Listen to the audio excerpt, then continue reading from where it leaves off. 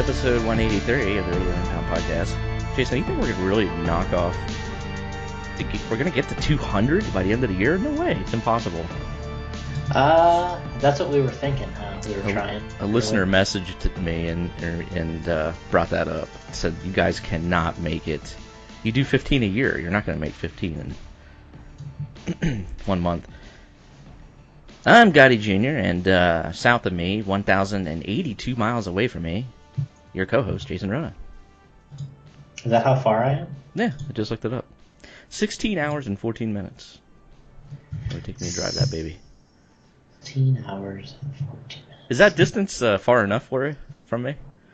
It's right on the edge.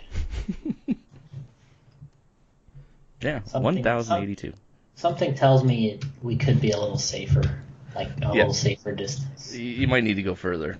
Yeah. Yeah. Hey, you're right in the middle, basically. Head down to the Cayman Islands. That might do it. Head down to the Kauai Islands.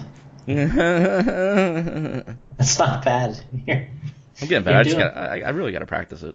Yeah, you're doing good. You're doing well with it. Thanks. I got nothing, man. Jason, how about these questions we got? And man, I'm proud of you guys out there, the listeners. No kidding. They're really bringing it. I mean, They actually came to the table today.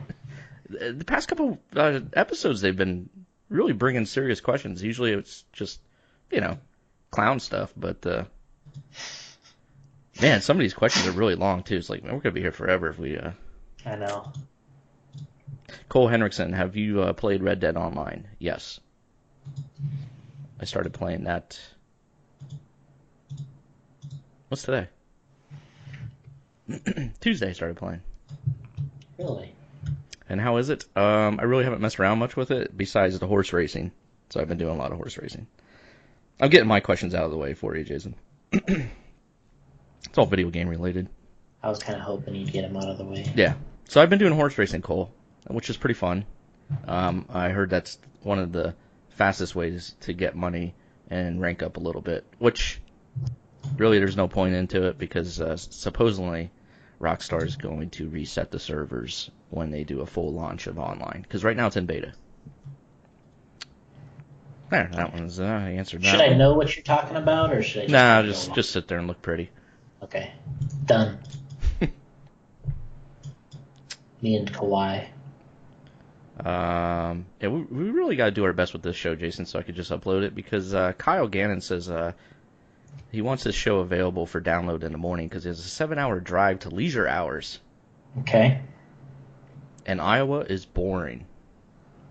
So he has to go through there. So I'm sure not a lot of people will argue with him that it's not boring, but... What, the show? Oh, Iowa. That too, yeah, Iowa.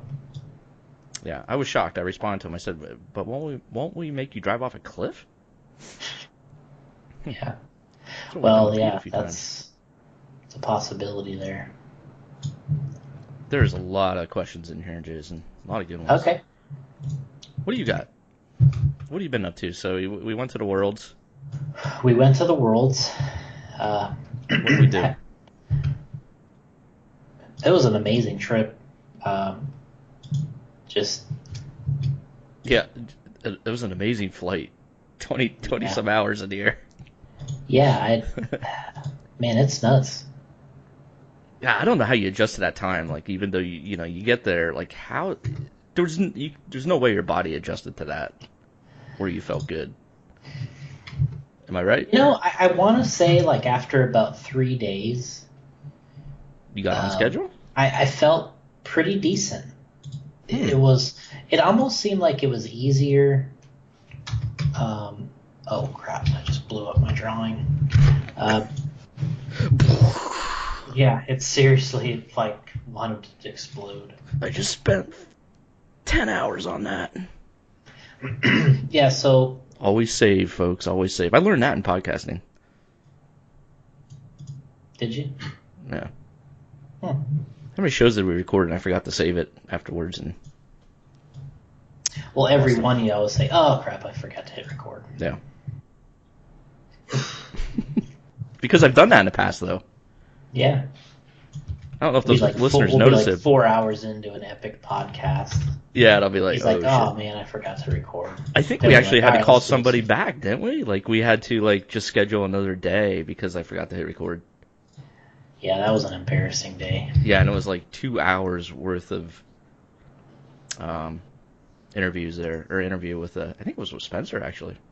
Was it? I don't know. Okay. Whatever it was, they were really cool, and they agreed to come back and Participate again. yeah, in this clown show. So Clowns. Australia, you went over there. I see Allison got you to go to like some zoos and stuff, and It was definitely was probably one of the better worlds I've been to because Australia was cool. I mean, it's awesome. we didn't have like I said, about 3 days we adjusted, or at least it kind of felt like it. What was kind of nice about it is we would get up early. So yeah, you were up on the chat like at 3 a.m. Yeah, so it's like I was just trying to go to bed, and you're like, "Hey, what's up?" Hey, what are you guys doing?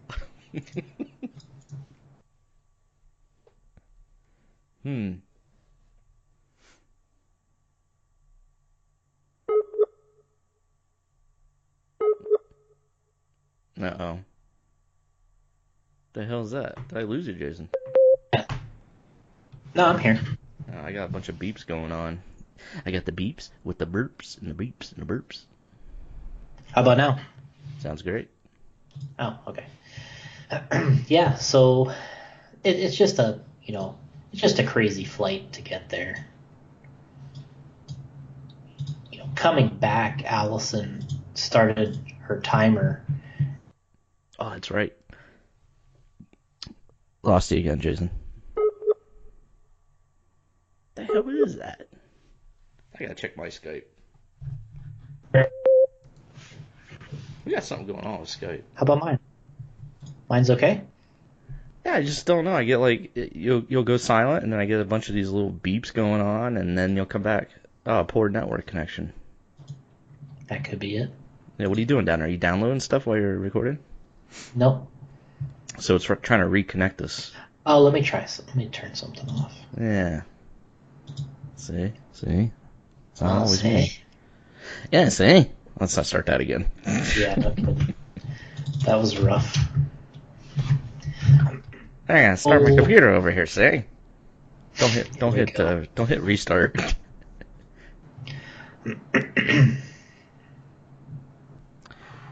So I would think, like, okay, so there's a 12-hour time difference. Yeah. So I would think if I was leaving, I would take, like, a sleeping pill. But you don't like doing that. That's right. Never mind.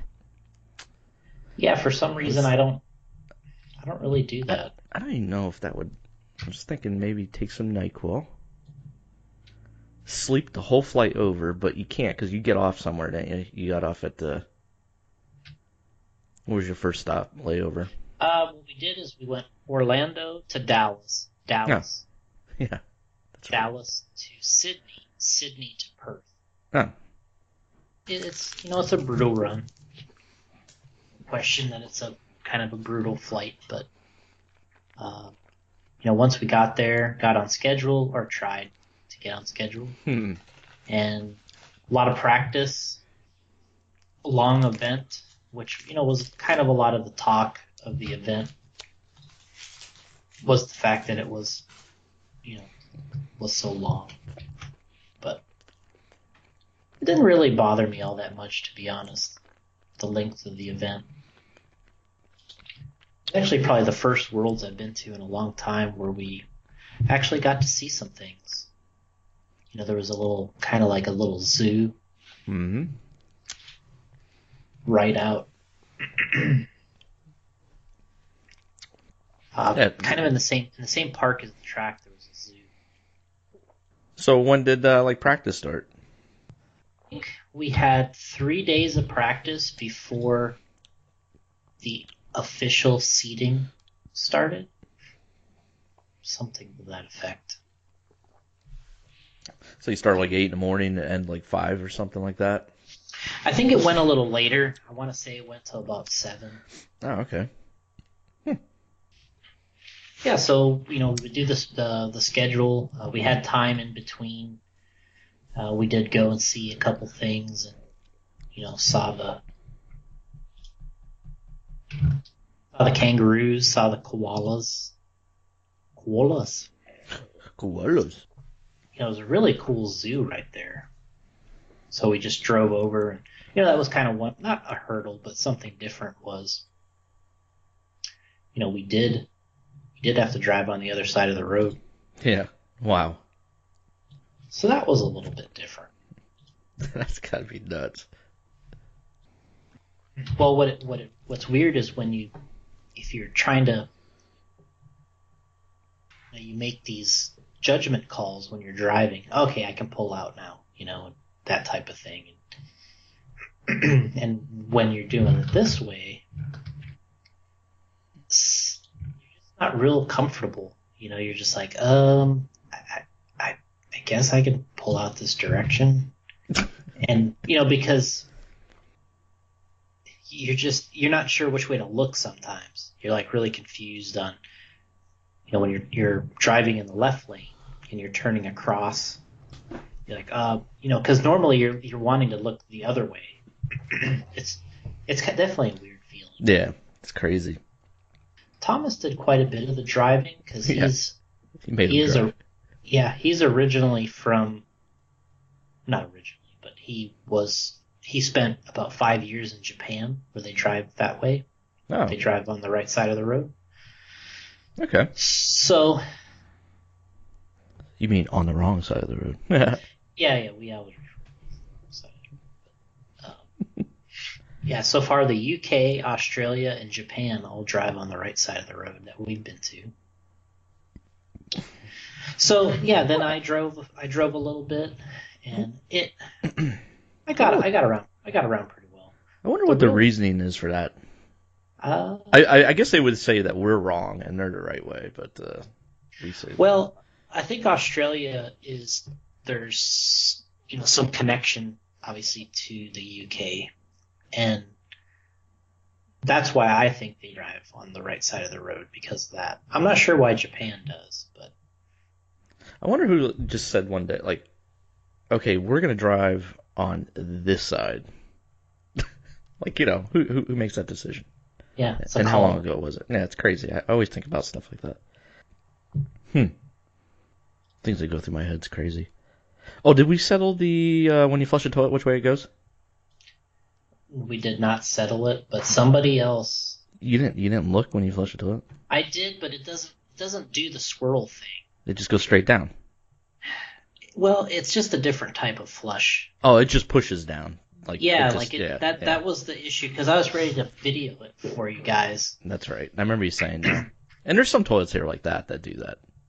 Yeah, and I think it's more of an older thing that you get that kind of swish around, but somebody was saying you could check the drain too, like when you pour water. I actually think I tried that. Like you pour water. Did Kirby send us a video where this guy was like right on the border of the equator and all this stuff, and he was doing a video, and I guess it's true. So, all right, well, but yeah. So driving over there, you're on the wrong side of the road, going all over the place. You stayed at an Airbnb, right? How was that? Worked perfectly. Did it? Yeah. Yeah, I mean, it was better than a hotel. We're very accustomed to doing the hotel thing, but I thought this was actually probably better. Oh. And most everybody stayed in some type of Airbnb, because there just really wasn't the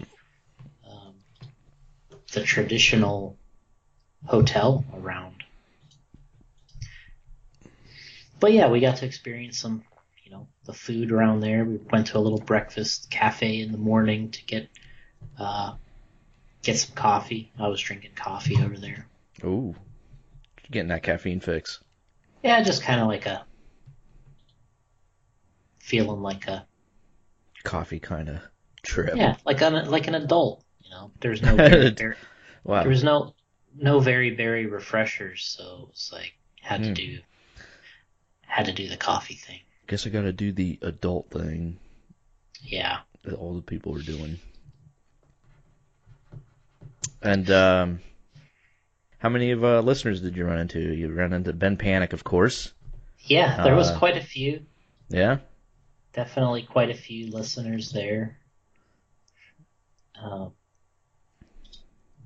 yeah, I mean it was a great race, and just it was a long time to be there. A lot of ups and downs for the drivers to kind of go through and to deal with from that standpoint.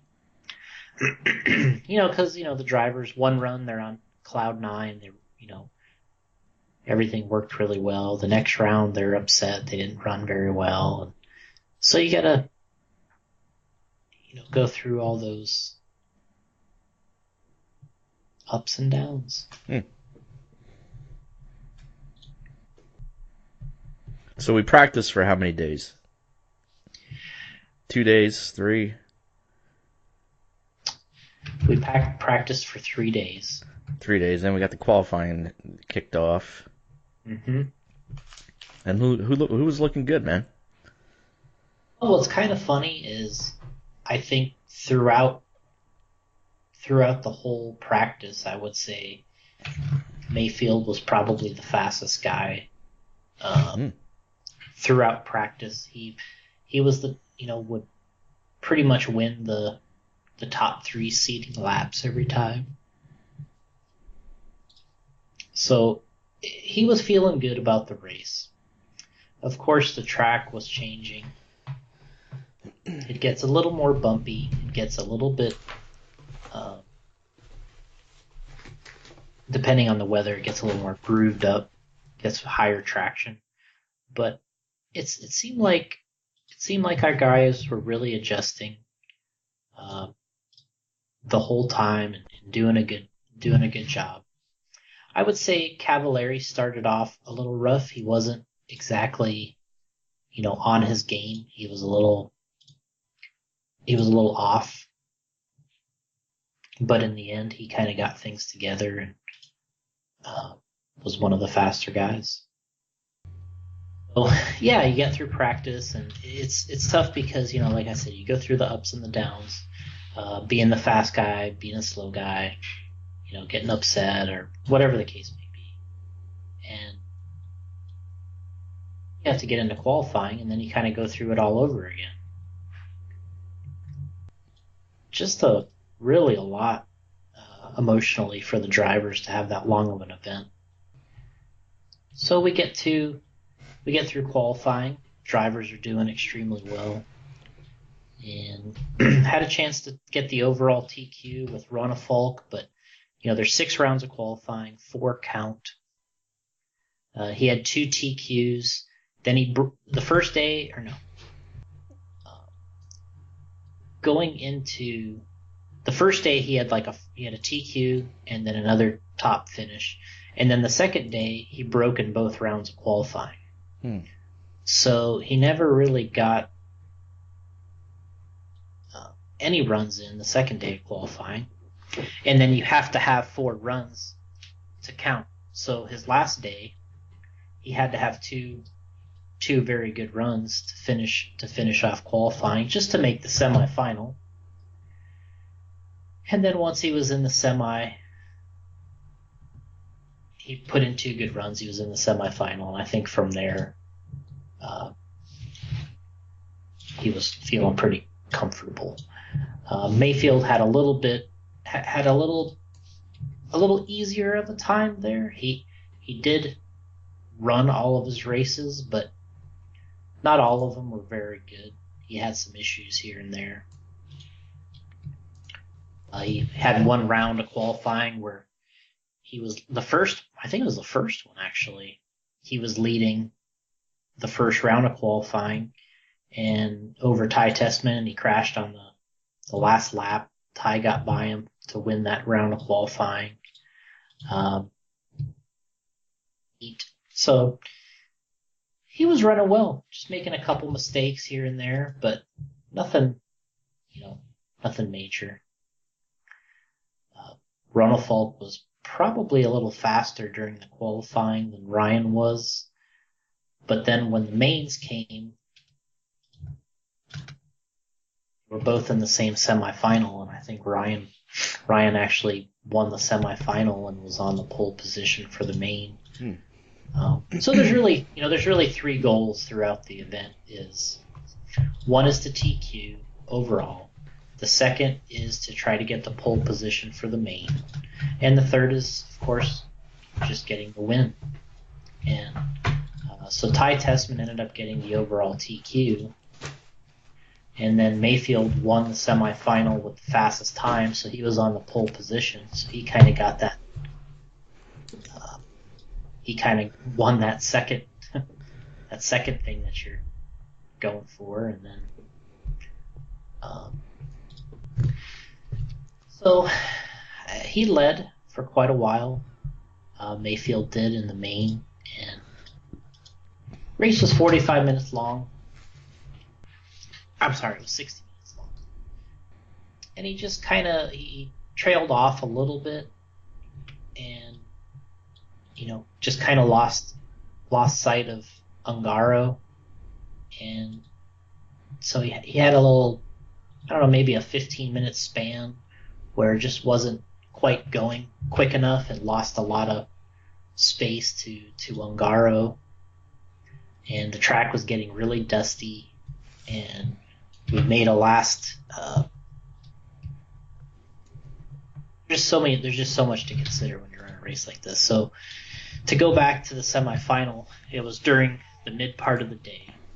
The track was hot, was grooved up, really good condition, probably the best condition we had seen the entire event.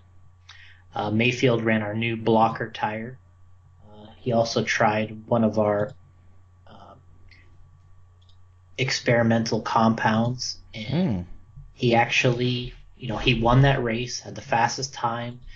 He beat Ruona, who was also in the very same semifinal.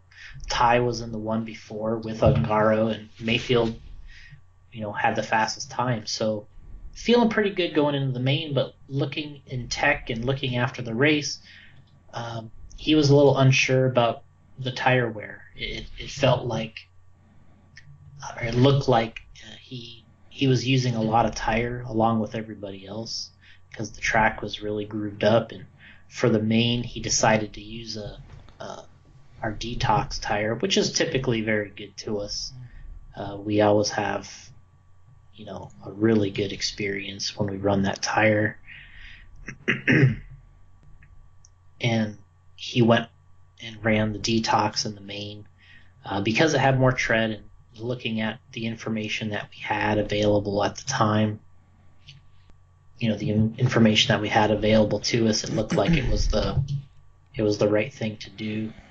And they started doing the driver intros, and I was, you're kind of watching the weather, and it's like, man, it's kind of getting overcast, and it got a little bit cooler. It got a little more overcast, and Ryan stuck with the same tire, or the detox, and it just seemed like, in general, like he ran too much tread on the tires.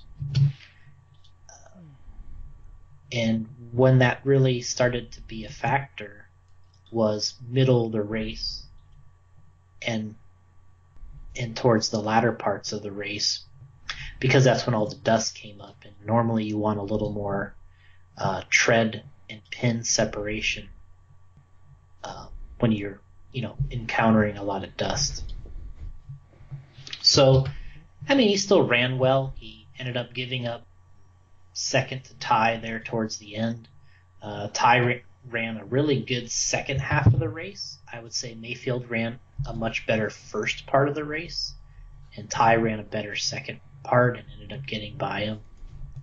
And I think a lot of it had to do with getting in the dust and just not having the comfort that he had early. And when he even said after the main, he's like, look, he goes, we took off. He goes, my car was awesome. He goes, and I was like, pfft. He goes, this is going to be a piece of cake. He goes, I'm ready to check out. My stuff was feeling so good. And he's like, the track got dusted up really quick. And then he didn't feel near as confident. It's not that he wasn't fast, but all of a sudden driving through the dust and everything was much more difficult. He said hitting his marks on the track wasn't quite as easy. And then he, didn't have as strong of a finish as he wanted. And then, what was one of the other unfortunate things is Ronald Falk, who was obviously our other fastest guy and the defending champ, he started the race. It was 2 laps in, and he was in the pits breaking in his clutch because they had a 4-minute warm-up. And in that 4 minutes, you can kind of do whatever you want. You can drive, you can change tires, you can, make little tweaks. As long as it happens in that 4 minutes, you can kind of do what you want. And David ran the whole 4 minutes. Everything looked good. He started the race. He crashed on the triple jump, and his clutch started slipping. He pulls in the pits. He thought the clutch was broken. And they just broke it in on the pits. They just buzzed it on pit lane like you normally do to break in the clutch. And then all of a sudden he was fine, but he had I forget what it was, like 39-second first lap or something like that. Whatever it was a long first lap. So you got the defending champ and the guy that was sitting second on the grid. Mayfield was first, he was second. He was out right away with a long lap, so he had to play catch up, which he did. He caught up and got 4th, which he passed everybody. Once he got going, he passed everybody pretty quickly, but it still definitely wasn't easy.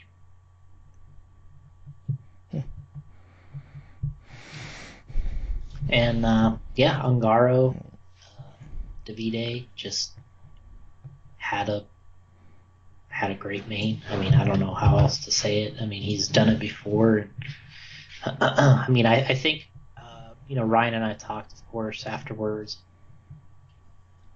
Talked to David and everything. And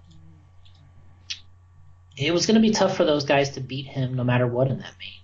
He ran, he ran so well. And I think what would have had to happen is would have had to drop a pit stop. That was the other reason why Ty got back by in a second. He dropped a pit on, so he was pitting at 8:40 or 9 minutes, and Mayfield and the other guys were pitting at 7.5. So by the time the end of the race comes around, you end up making up about 6 seconds when you have that type of pit stop. So.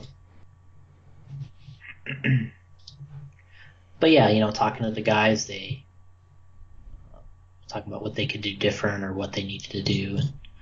And we said, hey, in order to win that race, you would have had to. For Mayfield, I was like, probably should have stayed with the blocker tires from the semifinal that he won that with, set fast time. Not worry about the wear any, because the cloud cover came over, the track got cooler, and tire wear ended up not being as much of an issue.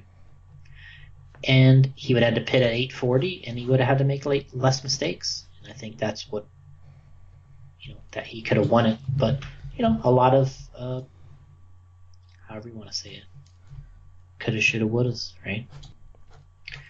But he ran a good race. People just don't really realize, maybe they do, maybe they don't, but they don't realize that we've been running these,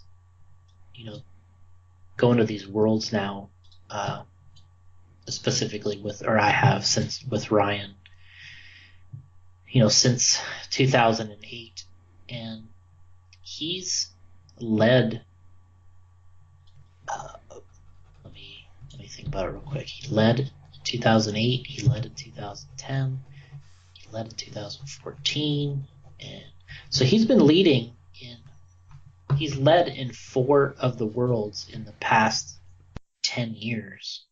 He's been leading. He's gotten the pole position 3 times, and he's been leading in 4 of the mains. And this is the first one he ever finished well and has something to show for it. And in those other races, he either broke or flamed out or, something weird happened. Ran out of gas. He ran out of gas in Thailand. He flamed out in the pits. Oh, we'll just start from the beginning. He flamed out in the pits in North Carolina. He ran out of gas in Thailand. He broke a servo in Italy. And good Lord. So he's got his fair share of issues when it comes to that race. And just for him to finish was a big deal for me and run well, because he's really been the fastest guy for 10 years in that class. If you look back over, the history for the past 10 years, he's been the fastest guy, and doesn't even have a podium to show for it because he either broke or flamed out. But it wasn't for the lack of, not having the speed, been just, finishing. So it was nice to see him. Nice to see him finish, get third, get on the podium, and go home with something, instead of you just going. We've been to these where, I probably haven't watched the rest of the A main at all of those races that he had an issue at. The second he had an issue, I quit watching the whole race. Yeah. And, so probably the first race in a long time that I watched the whole thing. And been a lot of trial and tribulations, to say the least. Trial and tribulations. But, great race. Angaro. He was killing it. That's right, the Italians, man. We come through. Clutch, man. We're clutch. And if it looks like we're not going to win, we'll put a hit out on you. You're like, we got trouble here, Ricky. Yeah, hey, Rocco, go over there and take care of the Mayfield. Dispose of him. Make it look like an accident. He's looking good out there. Yeah, do something about it, Rocco. Got him. Don't you worry. Make it look like an accident.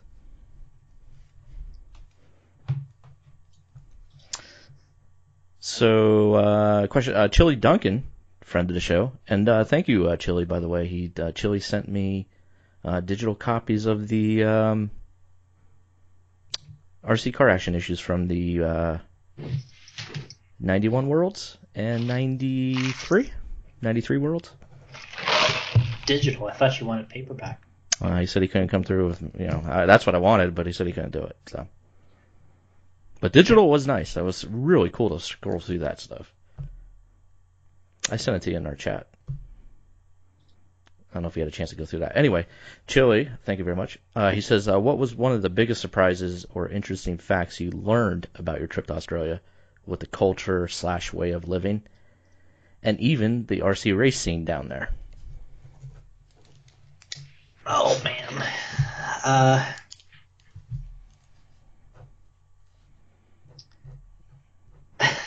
I have no idea. Sorry. Pause for Kawhi laugh. I can't see you back there, Chili. Yeah, I can't even see you back there. Can't see you back there, Chili. I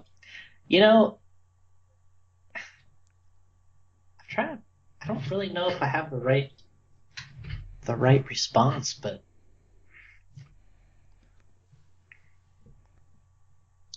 it was probably more Americanized than I thought it would be. It was there was a lot of similarities to being here. And I think that's what I was surprised about the most is there really was a lot of similarities there. And the only thing that was kind of funny was the town we were staying in for the race. It was a little strange because they had like a Blockbuster video and stuff. What? Yeah, they had a full-on Blockbuster video. What the? Maybe that's the last Blockbuster on Twitter. Well, I had thought about that a lot Okay. because you talk about that so much, Hmm. and I had thought about it, and they had a mall. There was a mall right next to kind of where we were staying, and right by the Blockbuster actually, and it just reminded me of the '90s, Oh like wow. walking around in this mall. God. It really reminded me of those days, and Man, maybe I need to go there. yeah. Just live there. Screw this place. So it was a little bit time warpage from that standpoint, Wow. because of some of the things would remind you of uh, being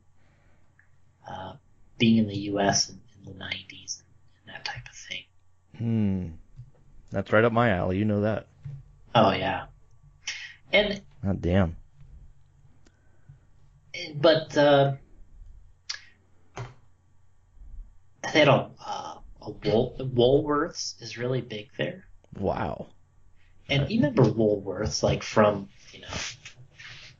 it was from the '80s or '70s, I think, more in the U.S. Are you sure you didn't go through a time warp? So Maybe you went back in time and... Man, crazy. Gonna get back in time. I may yeah. I may need to move there. I have to stay with Ben Panic or Kyle McBride. That's the other one. Kyle McBride. Yeah. Yeah, hook me up, guys.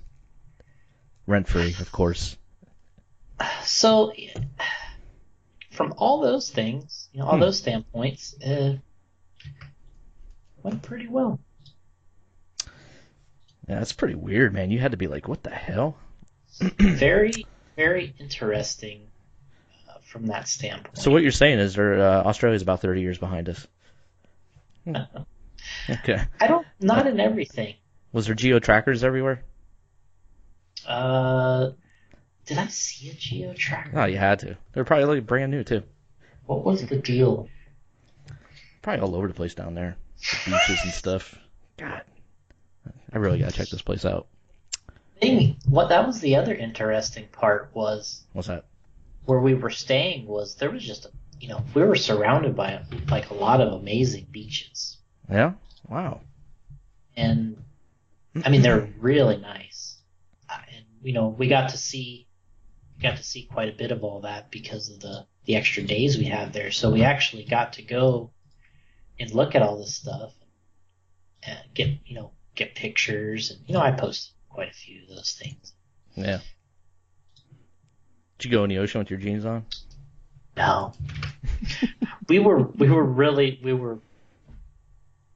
up against time on one of our trips down to the beach. We're like trying to get down there. Thomas is driving as fast as he can because the sun is setting, and we're like, we got to get our picture. You know what I mean? Like Oh, jeez. we're like hauling ass, like trying to get down there because it's like, if you don't get your picture, it's like it didn't happen, right? Yeah. So we're trying to get down there, and it's like he parks in he parks in an area you're not supposed to park in. We just jump out of the car, we run over, and they're like, all right, take your pictures. We're like, click, click, click, take our pictures, and then we're like, okay, done. Finito. Where are we going to eat?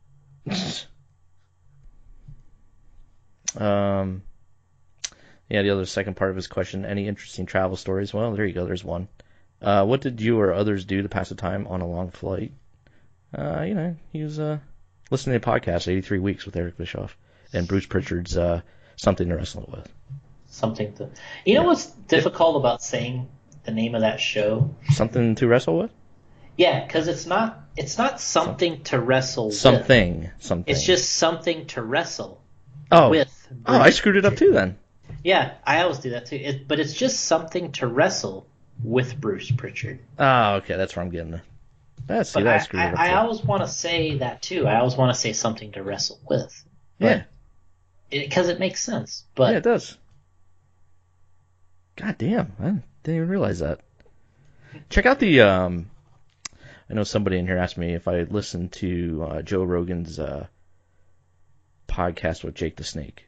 You gotta check that out. It's really good. I posted in our chat today about it. Yeah, you did. Yeah, if you want to listen to a great podcast, right there's one with Jake the Snake Roberts. Man, oh man, that guy's unreal. Been through hell, man. And back. And back. And then back. And then back. Stories is unreal. But yeah, there's something good to pass the time when you're going to your next race. See, listeners, you can listen to the Ripcast. Who was that said they have a 7-hour drive tomorrow? You can listen to the Ripcast, and then you can go listen to Joe Rogan's interview with Jake the Snake Roberts. Good stuff. And then you can go listen to 83 Weeks with Eric Bischoff, and then you go listen to something. I need to catch up. I kind of with the trip and everything. Yeah, you kind of you got some episodes to catch up on. No, I actually like something to wrestle better. See, we don't do that to you fans. We record once a month. That way you can catch up. We space them out real nice. Right. Heck of a job spacing them out, Gotti. All right, and then Chili says, when do I get that prize for predicting Ungarl's win? Now, Chili, I went back and looked at it. You did kind of predict that he was going to win, but you also said you liked Tebow, so I can't give you the prize. Oh. I can't do that. How can I do that when he says the dark horse is Tebow, and then he's like, and then Ungarl for the win? I guess. So it comes down to you, Tim Merzine. Tim Merzine just predicted one person, which you were supposed to do, Ungaro. Mm-hmm. And Chili Duncan predicted Tebow or Ungaro. Didn't I predict Ungaro on the show? Man. I was switching it around a lot, but I do think... God, you went against your own guys? Yeah, I did. I usually do that at the Worlds just to hope that they can still win. Or it's one of those reverse psychology things where if you root for this guy, your guy wins. Yeah. I've tried it all. Okay. So yeah, I like Chile. Talking about Chile. Yeah, that was definitely learned a lot being there. More Americanized than I thought it would be. Very 90s looking where we were staying with the Blockbuster, the 90s mall. They also had a mall that was it was kind of like a warehouse. It looked like it was built like a warehouse on the inside. Yeah. And there's just stores all over the place in there. And Jesus. And we called that the Dirt Mall. Because you remember in the movie Mallrats? Oh, the movie Mallrats. They had two malls that they would go to. Like the one that was the hip at that time. It was a 90s mall, but and then they had the Dirt Mall. Oh, that's right. So we called the one the Dirt Mall, and then the other one we called the 90s Mall. That's great. So, we talked to people at the track. They're like, oh, did you get that at the Dirt Mall or the 90s Mall? They're like, what? They're like, the Dirt Mall. They're like, oh, I get it. Yeah. Wow. So, but everything else, man, I highly recommended to go there for sure. I really liked Australia. I love the track, probably the best one I've been to. Yeah. Best Worlds, I think, 8-scale Worlds I've been to. In terms of the track, I thought it was the right size, the right surface. I thought it stayed. It got a little bumpy, but not out of control. The guy still raced. Still good racing, qualifying. I don't think it really favored anybody. I thought it was a little open there. Just good all the way around. I mean, I don't really have any complaints Nice. The only real complaints from anybody were the bugs, whatever they were, mosquitoes or something. But yeah, those are flying around all the time. Like we're trying to do videos and we're slapping these bugs away. I would definitely, I was my buddies that I grew up racing with, Brad and Brett Ralphs. They went to the '89 Worlds that we've talked about several times. I was always so jealous that they went to that Worlds in Australia. It just seemed like such a big deal, And and now I feel like I went to Australia. You know what I mean? Like it's like I finally. Yeah, you finally got there. That was the one thing they had on me is they went to the Worlds in Australia. Like yeah. I got to the Worlds now. And just like I said, highly recommended to go there. I'll try to get a few more photos of the water. Oh, that'd be nice. Because that was some pretty phenomenal beachfront avenue. Yeah, that was cool going through those digital copies that Chili gave me. So thank you again. That was awesome. Loved it. Chili, send me a digital copy of every RC car action ever. Thank you. Every. Well, you know what? You can skip. You could stop after. Just send them all the oval episodes. Yeah. Yeah, good. Send me the ones with Kirby in there in the car action advertisements. That's cool. Looking at 99, 2000, somewhere in there, Chili. Look for the Kirby ads and send them to me. Anything else? Actually, I think he posts them. Yeah, you know what? He has some type of a deal with Kirby because... Yeah, every so often. Yeah, there's and it's like the same ones over and over again. It makes you Well, I think it's his memories. Like when he posts something, then a year later it shows up and he reposts it again. And you're like, this guy is just everywhere. He's a big Kirby fan. I mean, who wasn't? Man, we got tons of questions here. We got to really rip through these. Okay, go ahead. Because, so Australia, hey, we didn't get to bring the hardware. Visit it. Yeah, we didn't come away with the victory like we wanted to, but now we got to turn our attention to 10 scale. Off-Road Worlds. Where's that at, by the way? It's going to be in Slovakia. Oh, Jesus. It was supposed to be... That sounds further than Australia. Yeah.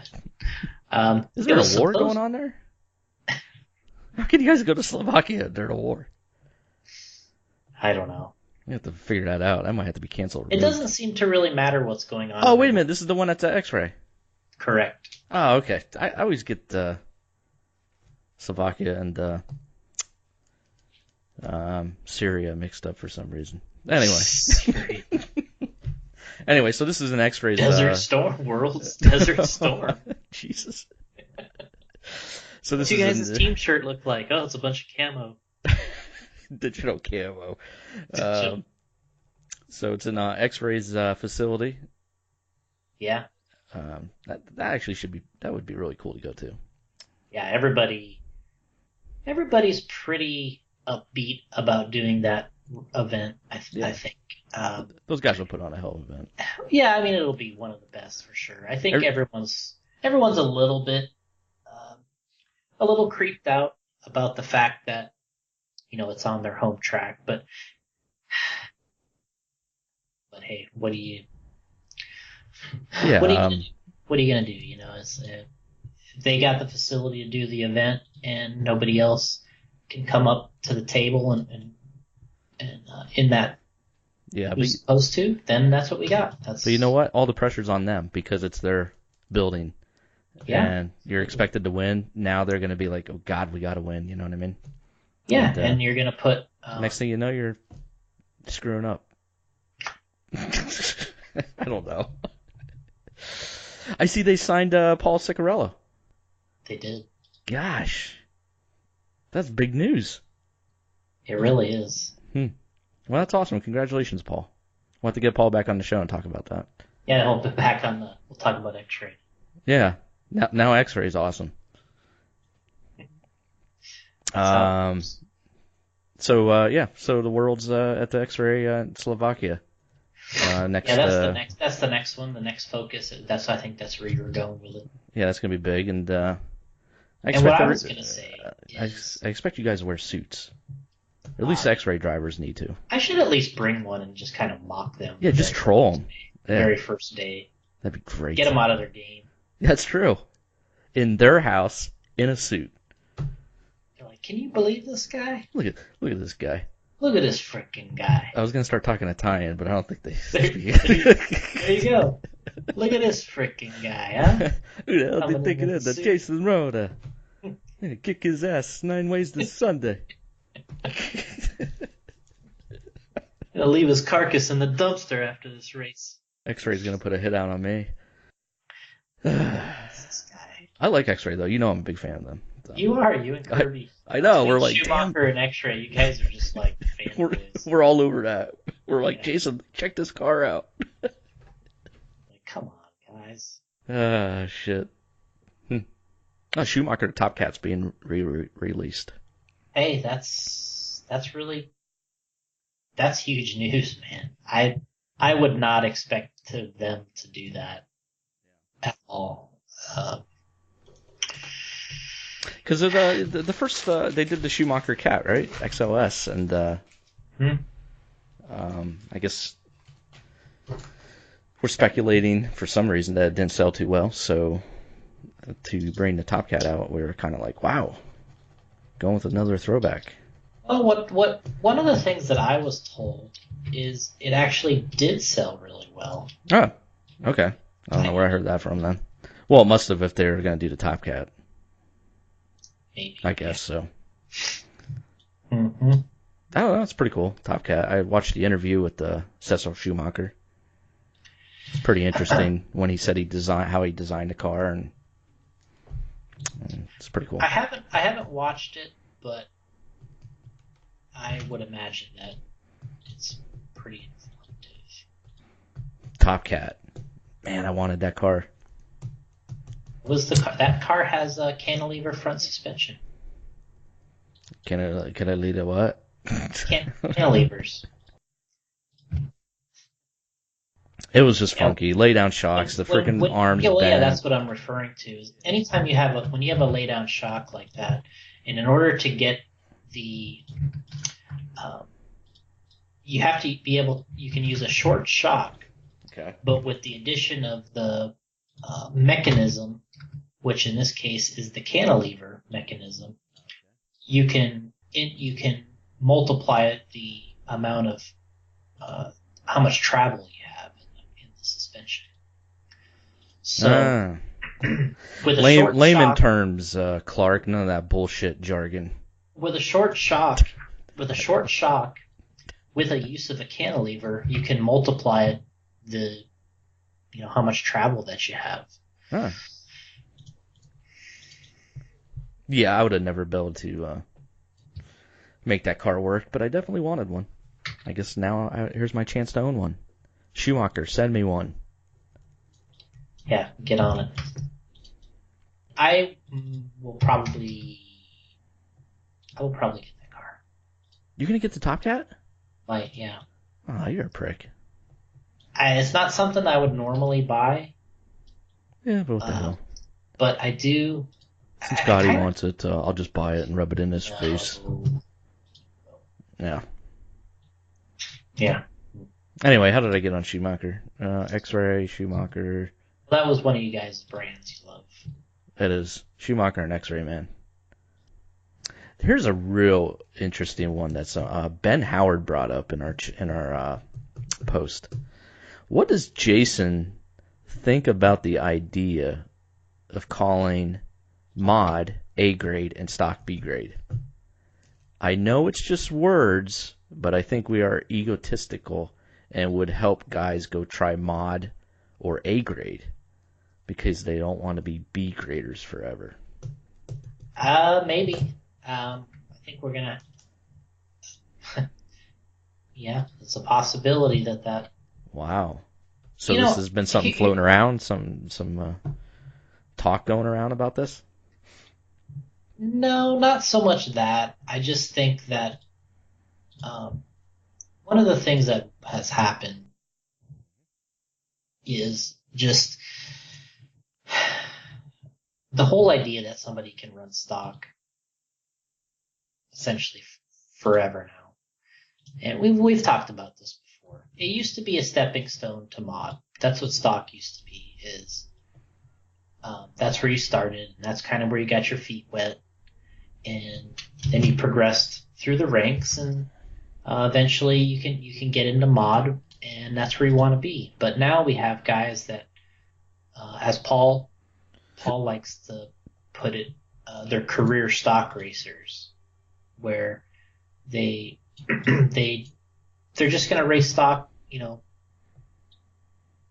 know how you want to say it, just till they can't anymore. They're not racing. And so, like what Paul always talks about is he goes, I used to beg. He's like, I used to beg my dad to let me run mod. Yep. It's like, come on, Dad. Am I ready for mod? And he'd be like, nope. You're not ready. Yeah, my dad was going to buy me a mod motor because it was just so much, But yeah, the goal was to get out of stock, man. That was the goal. Yeah, because you made it. It feels like you made it somewhere, and you were going to run with the big boys and mod. And now the competition is so I don't even know what the right word is. It's the competition in stock is almost more intense now than the competition in modified. And that's something that has been difficult for me to accept because I'm not as old, I don't know what you want to call it. I'm not as old school as Paul, but I wasn't that far after him, and we just wanted to race stock long enough so we could get to mod. Mm-hmm. And it's been tough for me to reevaluate the way people race now in the industry because I was always under the assumption that you wanted to move to mod, and then that's when you raced with the big boys, and you won and lost in that class, and that's how things went. But now people can race stock seemingly a long time, and we've talked about this before, but we've actually had to create other classes now separate from stock just so entry-level people have a class to race in because guys are so serious about stock that it's not a good place to start. And it's actually, stock racing is probably it is. It's harder to prepare for. It's harder to be, ready to go. And it's a real difficult class to compete in now. You have to be ready, otherwise you'll get your butt kicked. And many guys did get their butt kicked at the IOCC that I was just at. But if you're not ready, that's what happens now. Wow. You were saying, I think in the past episodes, it's because because you could tinker with the cars so much to get them, like you're doing more with the car. What, right? The way Paul puts it is, I think is good, is he says that now stock's the only class you can buy speed. Okay. And that's the way he puts it, and I think it's very accurate because you are what you are, so to speak, in modified because you find out right away you either have it or you don't. You can always look for... You leaving? All right, see you, Fred. In stock, you can always feel like you can work really hard on the equipment, or you can buy additional speed by buying hop-ups or different things. Which was a lot of fun back in the day. I mean, yeah. that was great. Messing with the cars, trying to get the hop-up parts to make you just a little bit faster. Mm-hmm. So, I think it has a lot to do with it just being different times now, and things are just very different in today's day. But it took me a while to adjust to that. I don't know that I'm still not adjusted to it, but Yeah. um, like it or not, that's how it is now. Is there's an expert stock or whatever you want to call it. And it's just as competitive, if not more competitive, than modified. I think modified is still where your top tier drivers are, and ultimately where you want to be as a driver. But now stock is giving sort of a different angle that didn't exist before, and I don't necessarily agree. That's just how it is. There's some people in here commenting. John Carlson says, I was just telling a buddy we should call mod pro-am and stock novice. Well, I don't know. There's some people agreeing with him. That's the way it was back in the day. Yeah, it's a possibility. I just don't know if the name thing is going to work on all these guys, because ultimately they're still going to run it because it's the class they feel they can win and be most competitive in. And as Paul likes to put it, it's the class they feel they can buy speed in. And I think there is there's something to be said for that. I think that's the position we're in. So, but what all that comes down to is it makes it that much more important to have, like, we kind of promote this independent class and do these other things, because I feel like that's where an entry-level racer can get into and have some success. We'll see, like Pete Phillips mentions here, he was saying that endless pressure to run faster classes is one of the several issues keeping old guys like me from getting back into the races. So he was for, stock. Because he says, I think there's enough people putting down stock racing classes without adding another name to the list of classes.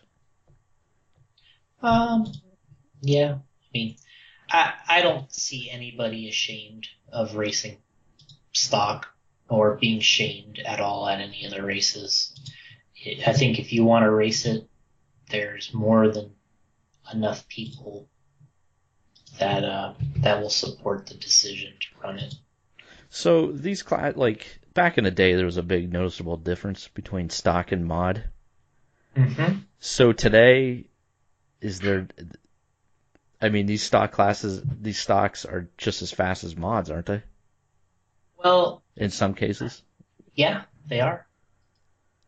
There is some cases where you get on the straightaway or you get in any type of track situation. What they don't have is the bottom end power. They have plenty of top speed, but they don't have the bottom end power of modified. So, like, I guess a good example is we were just running the IOCC race over the weekend, and they had a double jump that was coming right out of a corner, and it wasn't easy to just hit that jump no problem and clear it in stock. As a matter of fact, there was a big difference if you could jump it versus other people that didn't. I know, like, the guys that I've talked about before, but they're the Meredith Motorsports guys. There's this guy, Troy Meredith. He works together with his racers that he has that run a lot of stock for 17.5. And, dude, these guys were just killing it on the jumps. They had no problems doing this double jump, or at least his main guys. And they probably had a huge advantage being able to do that jump over the other guys. And as a matter of fact, I think his driver passed a few people over the jump. But on the straightaway, the cars are very similar to, say like a 7.5 modified or something like that. 7.5, 8.5 modified. So they're similar there. But it's that bottom end power that I think uh, that they don't have. And these guys were able to get it over some of the other racers. And I think it's the reason why they ended up winning. I think they had a definite advantage there, and I think that was the reason why they ended up winning. So, yeah, there is a power difference. Mostly feels like it's on the bottom end, to me anyway. When I watch, and going by this particular race that we were just at, that was where they were most noticeably not quite as quick. was in that bottom end area. Yeah, so Pete, I'm not sure. Like for me, I'm just saying. Pete can go out. I think he has. There's no shaming in any class anybody's running. I don't think that he would ever see any. As a matter of fact, I think that there's people that are older racers or racers that used to race before. They actually come and race modified because it's easier than stock. They don't have to play the stock games, the charging, the discharging, right. Motors and batteries of the week, and whatever the case may be. You don't have to play any of those games if you run mod. You can, like I said before, the only time I usually take my motor out is to, build a new car or,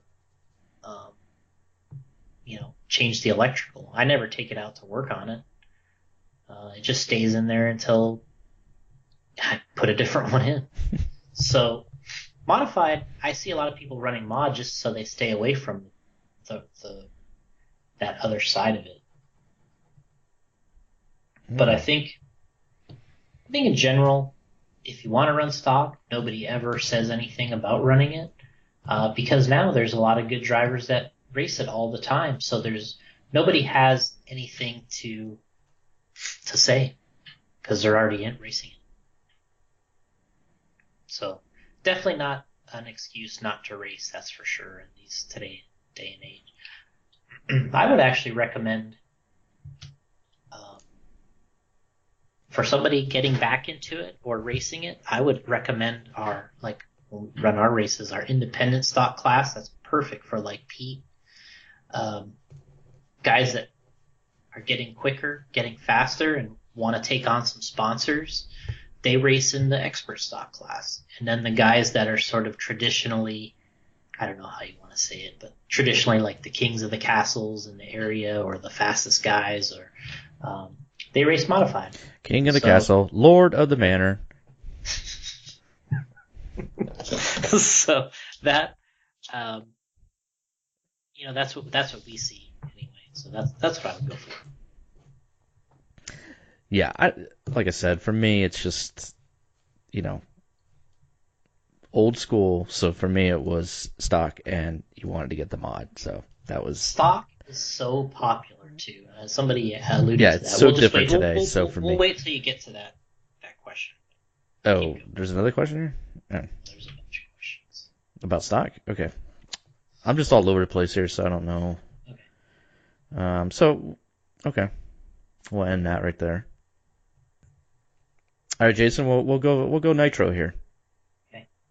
My question from Patrick Dillon. I notice most of the pros run 3 or 4 port nitro engines. Why don't they run 7 or more port engines? That's not really a good question for me. But while we're talking, I'll try to come up with the answer. So keep going and I'll ask.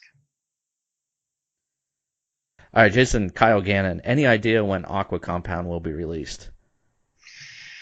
It'll be into next year. I would say right around February, March. Will more than the Ellipse be available in this compound in the future?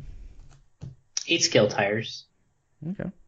Yeah, There's another tire question for you, Jason. Toby Hampson.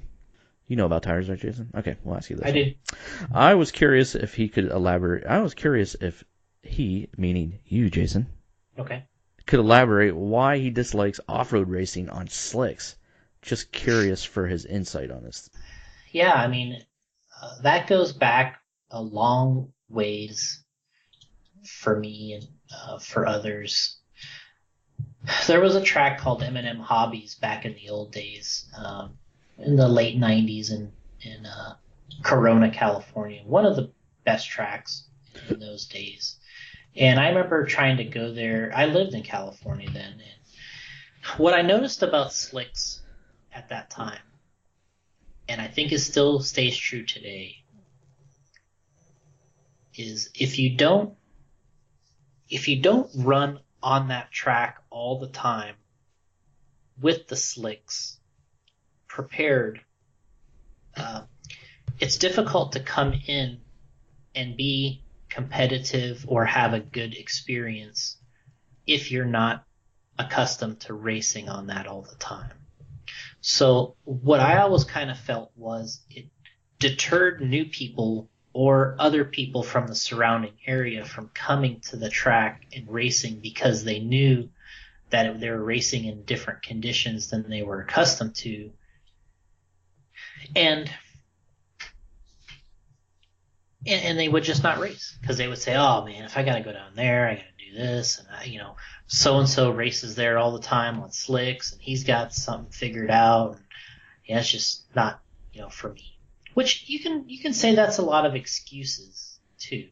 People just afraid of competition or afraid of getting beat up on. But what I noticed racing in the '90s was if we ran treads at a certain track, we several of us could go and run and race against Kinwald and the guys he raced with in those days very easily.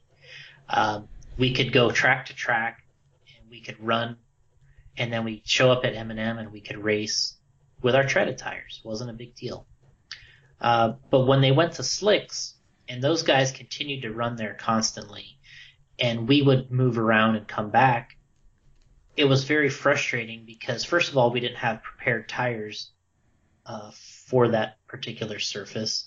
And all of a sudden, the guys that were there all the time had an extremely huge advantage over the people that came in from out of town or just out of the area. And I felt like, to me, that stunted the growth of that track was due to the tire that you ran.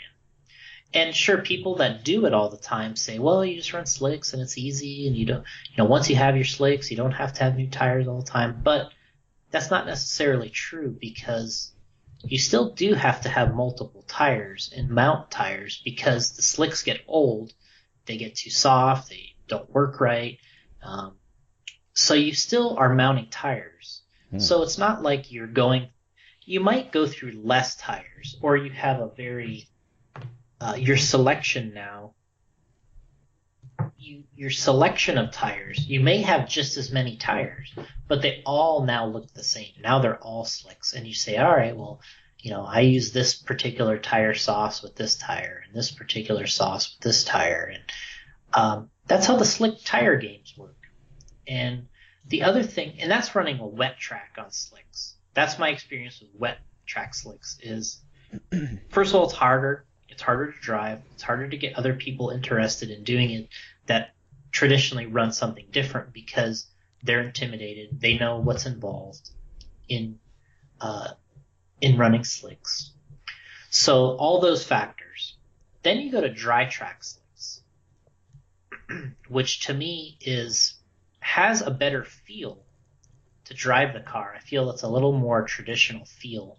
But what happens with dry track slicks is the second you can use slick tires, you pretty much can't use anything else because everything else is just nowhere near as fast enough. So no matter how you feel about the slicks and how they drive, they're always faster. And however you want to slice it, however you want to say it, you have to run slicks if you want to be fast, competitive, lap time wise, and I think so. And that's on a dry track, and all these tracks typically will dust up. You get a little dusty. So when the track is perfectly prepared and you can run dry track slicks, it feels really good. But when the track starts to dust up, that's what separates kind of the men from the boys, because when you get on the outside of any track that has dust, you immediately, when you run slicks, the car just spins out. It doesn't matter what you do when you're in the dust. When you have slicks on the car, you have no control over. So then then there's the games where people say, well, I'm going to run treads because I know at the end of the race that I'm going to have some tread left and I won't spin out in the dust. All right, well, the guy that's the home track hero that runs slicks is going to be faster than you to begin with because it's his track. And then on top of that, he's going to manage it in the dust with the slicks. So he's going to have the best of both worlds. He's going to run slicks for speed. He's going to get it through the dust just enough towards the end of the race with his knowledge. And it's just better. But it's very frustrating to drive like that if you're not used to. And I think that generally what happens is a guy shows up, he drives his car, and when he has that feeling that I'm describing, he doesn't want to come back. That's why I don't like slicks. All right, well explained, Jason. I did ask about the engine thing while we were talking too.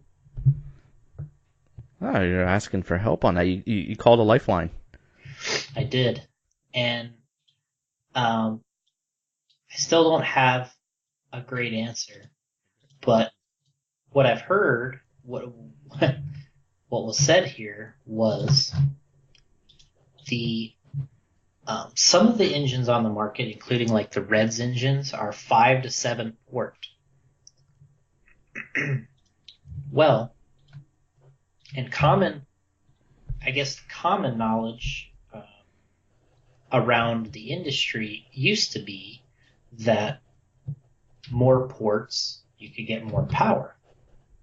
Well, all OS engines are 3-port. And at least to many people, they also have the most power. So traditional thinking was that the 5 and 7 port engines actually had more power. Well, according to this, the OS engine is actually 3 ports, and the common theme around the pit area is that they have the most power. So, to answer your question, I still don't know, and I did ask somebody pretty damn knowledgeable, and that was their response. That traditional thinking had the 5 to 7 producing more horsepower, but the fact that the OS engine is kind of commonly accepted as the most power, and there are only 3 ports, have a lot of the experts scratching their heads. Well, that's cool. Yeah, you would think more ports the better. All right, we're going to go back to a tire question again, Jason. Awesome. Kyle Predmore wants to know, when will there be a carpet tire gluing video? The front 2-wheel swaggers have me baffled. And Matthew Gonzalez tried to help over Messenger, but got all caught up on winning in Vegas. Congratulations, yeah. Matthew. Sometimes you get caught up, you know. You have to talk about that race. That was another one that you went to. Yeah. People are going to have to put that one on their calendar. So I responded, Jason, they want to see another 20-minute video on how to glue a tire again. So there you go. You know what's funny is I made it. Yeah, like you said, we made that 20-minute video. Yeah, you got trash, all right? Somebody said Oh 20 yeah, they're minutes to like, I'd glue it. rather watch paint dry than watch this video. That was one of the guys. That's great. And it wasn't me. So. You know what's funny is it's like you're watching the video. Yeah, thanks for watching. Thanks for watching. You're watching this video, and now you're trashing the video. Anyway. Yeah, podcast sucks. I hate listening to it. Well, thanks for listening. Yeah, thanks. Well, yeah. Actually, it's a lot easier than he thinks it is because those tires are so hard that you don't have to glue them as well as you glue like a traditional dirt tire. So what's the deal here with the? I don't even know. What's the deal with the Swaggers being difficult? They're tiny tires. Okay. I think is one of the things. Is they're very small, and so it's hard to grab them and position them where you want, and then get the glue, where you need it. So I think that's kind of where people struggle a little bit with them. But I think I mentioned this before, but since the tires are so hard, you don't really have to put a lot of glue in there, especially on those fronts. All we do is we take a little bit of thin glue. We don't pull the tire back and put the glue all the way down in the bottom of the bead. All we do is leak a little of the thin glue down the very outer bead. And when you're using thin glue, it just kind of naturally leaks down in there. No. And it's actually probably one of the easiest tires to glue because they kind of stay together on their own because they're so hard. But as long as you use a little thin glue and just get it kind of in there, done. It's actually pretty much done. Hmm. So yeah, I think what happens is if you're kind of bound and determined to be really picky and get it exactly perfect, then I think that's where some guys get in a little bit of trouble because they want that thing to be, they want to glue it, pull it back all the way, get all the glue in there, pull it back over. Yeah, because that's what you're used to doing. Yeah, so. It is. And with these, I don't really think you have to do it that way. You can kind of get away with kind of doing a lazy man's glue job, and I think that's the Gotti way. Yeah, I mean, not only the Gotti way. I mean, that's how I do it. So, and it works. Yeah, I mean, it works. Like, so I would recommend trying that out. Yeah, give that a shot. Yeah, doing the lazy man's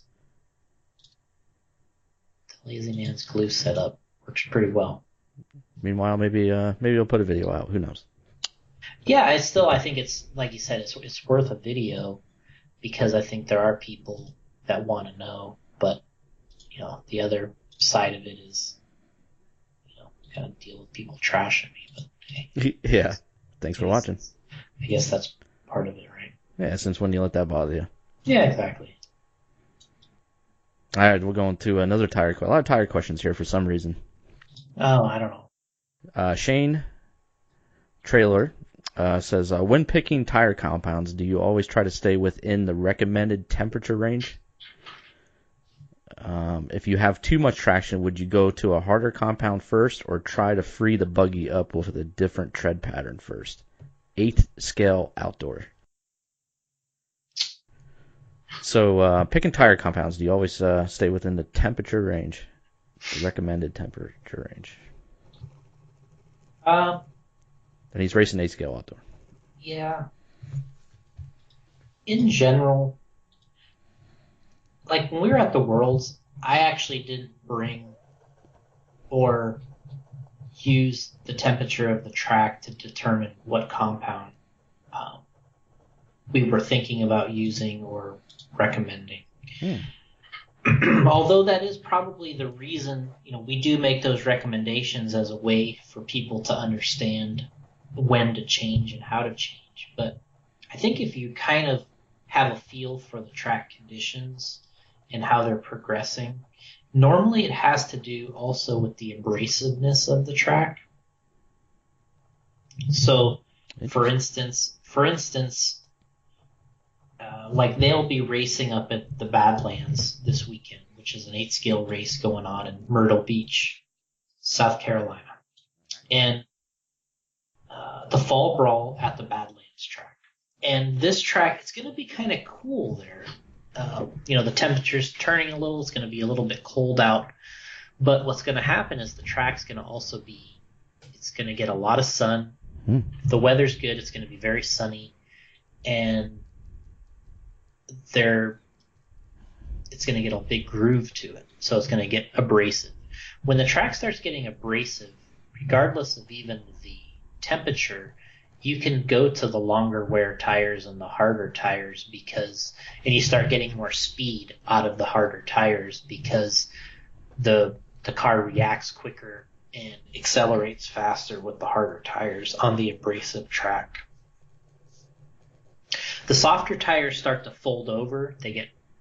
As you use them, they get warmer and they are more inconsistent and they're not even as fast. Some people think, oh, I can run a super soft tire on this abrasive track and it's going to be faster. And that's not necessarily true. Usually the harder tires are actually faster and more consistent.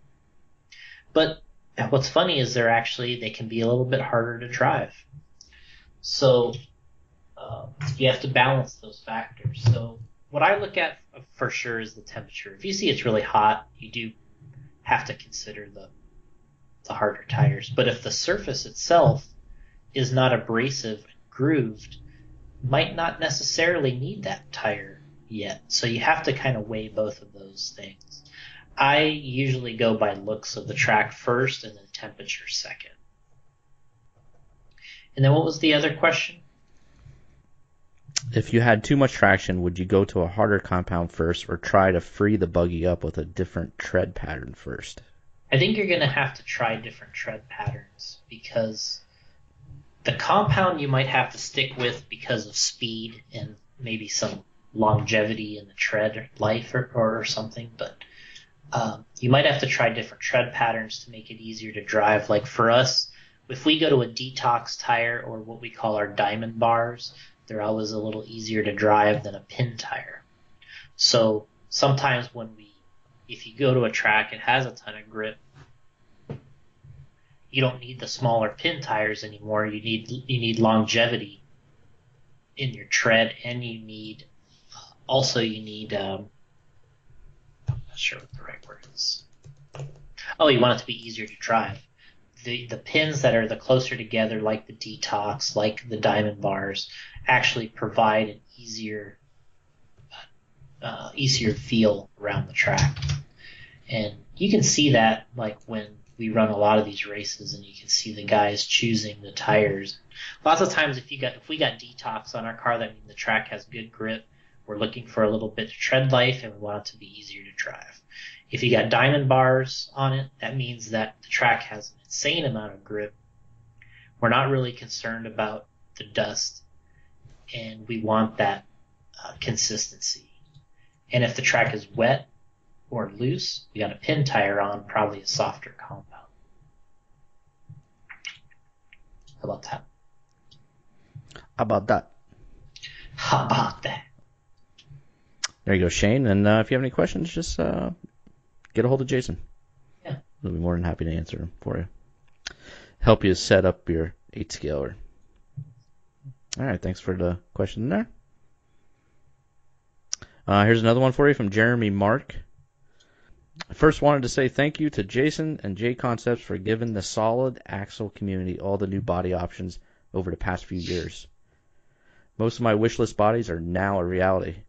What are one or two of Jason's favorite bodies the company has produced thus far?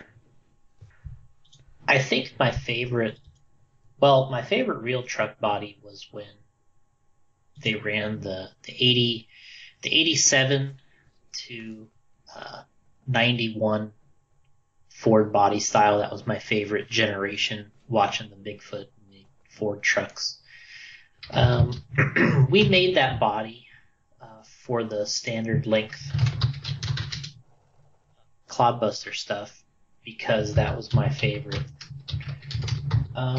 Since then, I've kind of developed some of my other favorites. Do tell. Let me pull them up. I think one of the ones I really like, and this is on the different trucks, is we have a 1988, and I'm not a Chevy guy, but I like the 88 Snoop nose body that we have. I think that is, for a race truck, probably one of the cooler looking bodies that we've made. So that one, the 2010 Ford Raptor that we did for the Bigfoot open house, I really like that body. I think it came out really well, has the right look, really looks to me like the real truck. So that one and the Snoop nose, those are probably my favorite too. I'm just trying to toggle through some in case I forget. Yeah, so like the Snoop nose, like the Raptor, and we have a new one coming, which is the 2005 F250. I think those are my three favorite bodies that we have. Eventually, we'll do a larger scale, bigger version of what we call, I believe, our 89 Ford body, which is my favorite monster truck body from the late 80s, early 90s. We'll eventually do a larger size version of that for the race trucks, and then I think that will probably also that'll be my next favorite. What was the other part of that question? I don't think there was one. He was just thanking you for all the work you're doing there for the solid axle community. Oh, we love it. We love that. We love that racing. We had a good race at the King of the Monster Trucks. I really wish I could make it up to do more events. I'd really enjoy running the monster trucks. Something I want to do more of next year because it's just kind of it's nice. It's a fun thing for me. I like to build a truck that looks like one of them that's, you had, that raced in those days. And to me, that's what actually makes it fun, is you can make something that looked like the real thing back then, and you can go out and they usually refer to you as a truck name when you're racing. It's like so-and-so racing Bigfoot 4 or so-and-so racing, So it's kind of fun to have your different truck identities. And the thing about it's addicting. As soon as you make one, you want to make the next. And, you finish one and all of a sudden you're thinking of that next one you want to build. So yeah, next event, I'll probably be building another truck because it's addictive, right? Here's a question that just came in from Jason Minich. Jason, your company has its feet in most of the different RC disciplines. Do you see excessive lower tier sponsorship that takes sales away from hobby shops in crawling, monster trucks, and touring car or on-road? Or is it something only in off-road racing? So do you see lower tier sponsorships taking away sales? I think it would be, it definitely takes sales away from somebody. But because that's, if you're not buying it here, you're buying it there, right? Mm-hmm. That's pretty fair to say. But I think the other thing that people don't necessarily analyze completely is the amount of hobby shops out there capable of giving everything the racer needs is also not quite as high as it once was, because our product is much more difficult than it's ever been, with the amount of different, I don't want to sound like I'm making all kinds of weird excuses, but if a customer, what I'm trying to say is if a customer doesn't buy it if they don't have a local hobby shop and they're buying it online from A Main Hobbies or or eBay or Amazon, they're not supporting the local hobby shop anyway. They're supporting their online hobby shop. Right. So what I see happening, and we get, resumes, letters, different things from people where that's where they're buying the majority of all their hobby product from, is they're buying it online. And I think everyone also has to consider that when people are buying stuff, they are buying it online. They're not buying it from a local hobby shop, either because it doesn't exist or they don't have one. And I think that is as big of a factor in the business as sponsorships are. That there simply isn't enough well-stocked hobby shops that have the race product. They're specializing in something else. A lot of the hobby stores I go to now don't have race-oriented product, and you could say it's for multiple reasons. You could say, it's for whatever reason. But, I've been to several in the past year, and they don't even mess with the racing stuff because it changes often. People don't come in looking for it off the street.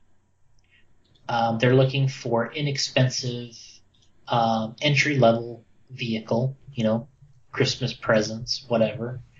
And they're buying Traxxas cars. They're buying, ready-to-run cars that the race companies don't make or aren't known for, I guess you could say. So it's easy to blame a lot of things on this or that, but I think you have to look at the whole picture and say that race cars are just that. They're race cars. And some of these hobby shops now aren't race shops, they're hobby shops. And they're not stocking a race car because they know the customer that they're going to have is an entry-level person that's not interested in a race car. They're going to buy a Traxxas. They're going to buy a scale truck. They're going to buy so these shops are stocked. I mean, I've been to a lot this year, and I've been to several shops that don't even have one associated car there. There's not one associated car. There's not one TLR car, but they do have plenty of Traxxas, and they do have plenty of other entry-level type vehicles. And of course, like we said, there's multiple reasons for any of these things. They kind of go back and forth. But this is something that I've noticed, and it's just hard to one goes, one plays off of the other. Yep. I'm trying to get a good answer, but people are going. What they're also doing is they're going to where they know they can find what they're looking for in a short amount of time, and they're also looking for the most competitive product at that time. So lots of times people are going direct to find these things. They're going direct to find a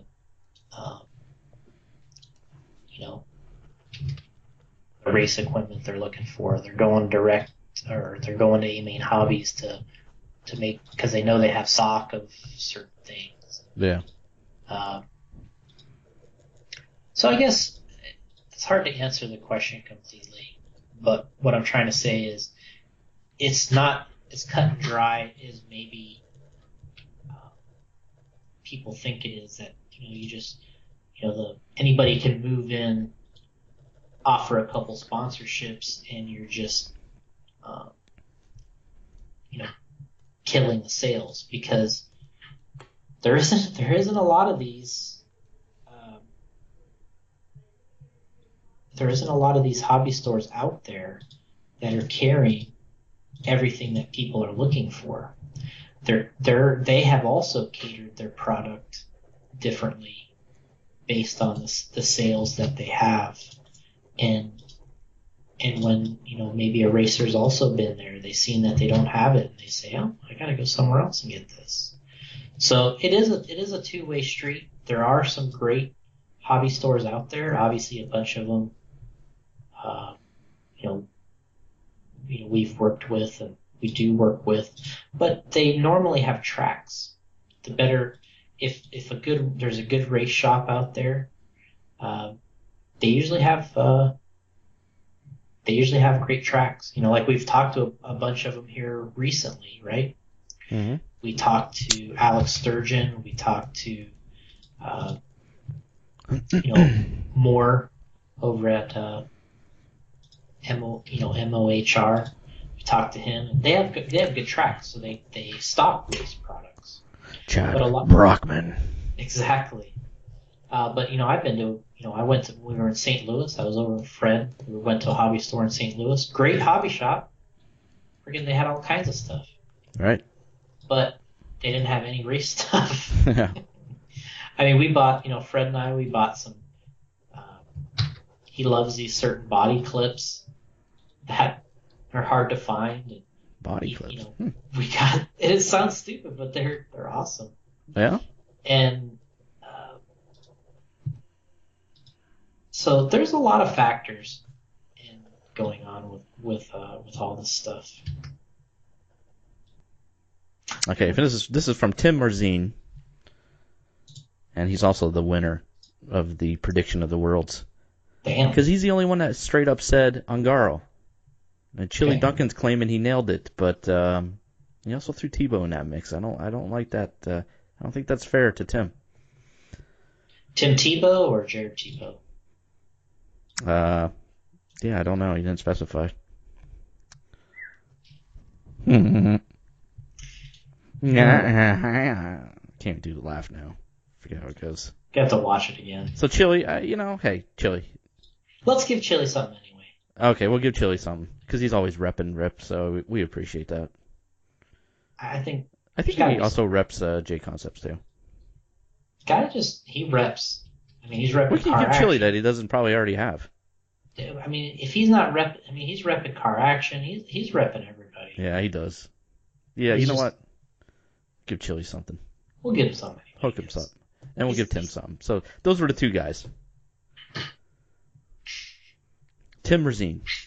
He wants to know why RC ice racing isn't a thing. Okay. RC ice racing. Well, did you guys ever come to a conclusion on whether a riding lawnmower can make it across country? So we're not even entertaining the ice racing question. I don't know. I mean, why is RC ice racing not a thing? Probably because it's cold. So, okay, you wanted to get... Yeah, okay. Yeah, I guess. I guess you can do it inside a hockey rink, though. Matt Olson with MIP, they ran a race where it was icy. Oh, my God. They did? Fifth scale. They went and raced on ice in fifth scale. Because I remember he had to get... he got products from us for the event. And, wow. Yeah. That's crazy. I know. Where did you go, Antarctica for that, or what? I think it was like Canada, or I can't remember, but it was a major commitment to do what they did, and I think it actually went really well. No, well, okay, maybe this is what he's referring to. Maybe I think it might be that's the. So there actually is an RC ice racing thing. It's just not. He's wondering why it's not blowing up. Interesting. I think that, as dumb as it sounds, is there is a little bit to it that it's like, hey, who wants to go out there, when it's icy and race? I mean, I can't. One of the most painful things that can happen to you in RC, let me just clarify, in RC racing, is when you're wrenching on your cars and it's freezing. Yeah. When you slip in, in your wrenching and Oh it's God. ice cold, it is so painful for an RC guy Yeah. that, it's hard to come back from that. So for me, so for me, anytime it's freezing, I don't want to wrench Yeah. because I know, especially if you're on 8 scale or something like that, where you got to use like man tools, and Man tools. they are. I mean, when you're wrenching with a Yeah, I like that. 8 scale buggy, you got to use man tools. Like, Right. you can't use like all these little dinky things. You got to use like real wrenches. Uh, yeah, man, it's Wow. So yeah, I guess I have to look this up on YouTube. Probably there's a lot of RC ice racing going on. and yeah, like the race, from what I remember, like went really well. Hmm. I remember Matt. Yeah, he loves all the racing he does. So he's not really gonna get. You're not gonna get uh, a whole lot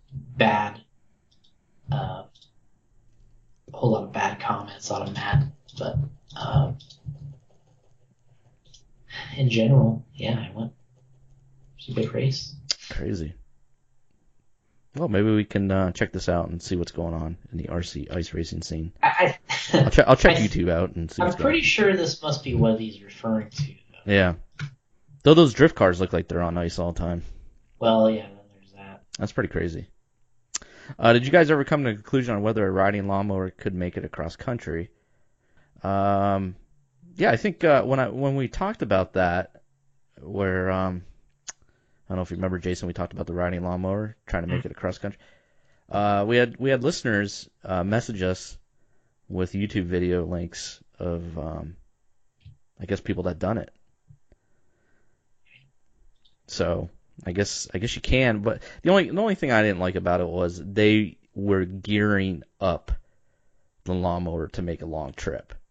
You know what I'm saying? They're modifying They it didn't and so just forth. drive it off the lawn. Yeah, I was talking about in that episode because I just literally came inside to record from mowing the grass on a riding lawnmower, and I always just think about, like, as I'm riding it, I'm like, I wonder if I could just hop on this thing, just hop on the road and just go right down the road and just make my way down I-80 all the way out west.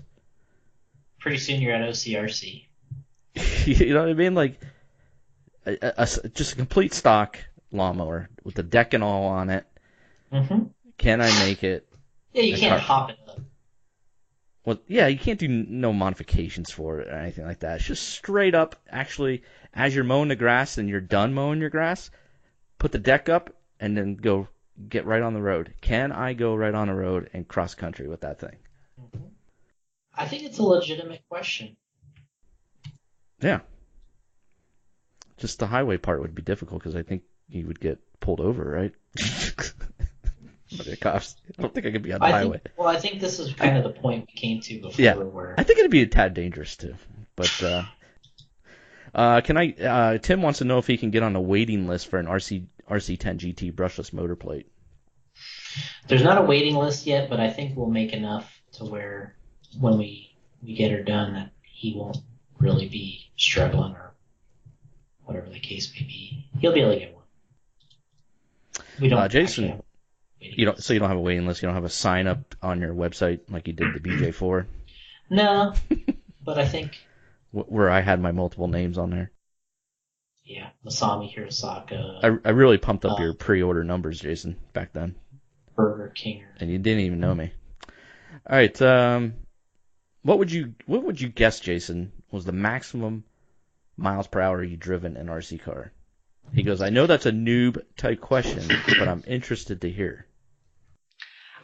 Back when I was in high school, my friend and I, Jeff, he used to race with me every weekend. But we went and it was just we would it was some way to incorporate RC into anything, right? So we'd be bored, and I had my RC10L. I remember, and we're like, it's like let's turn this thing into a speedrun car because Abby, the hot stuff was remember Cliff Lett and all those guys were doing their speed runs. Um, so I took my 10L. We put like whatever the fastest buggy motor in I had at the time, and then I filled it with, we filled both sides of it with batteries. Or no, we put 12 cells in it. So I had 12 cells. I had like a 10 turn with 12 cells.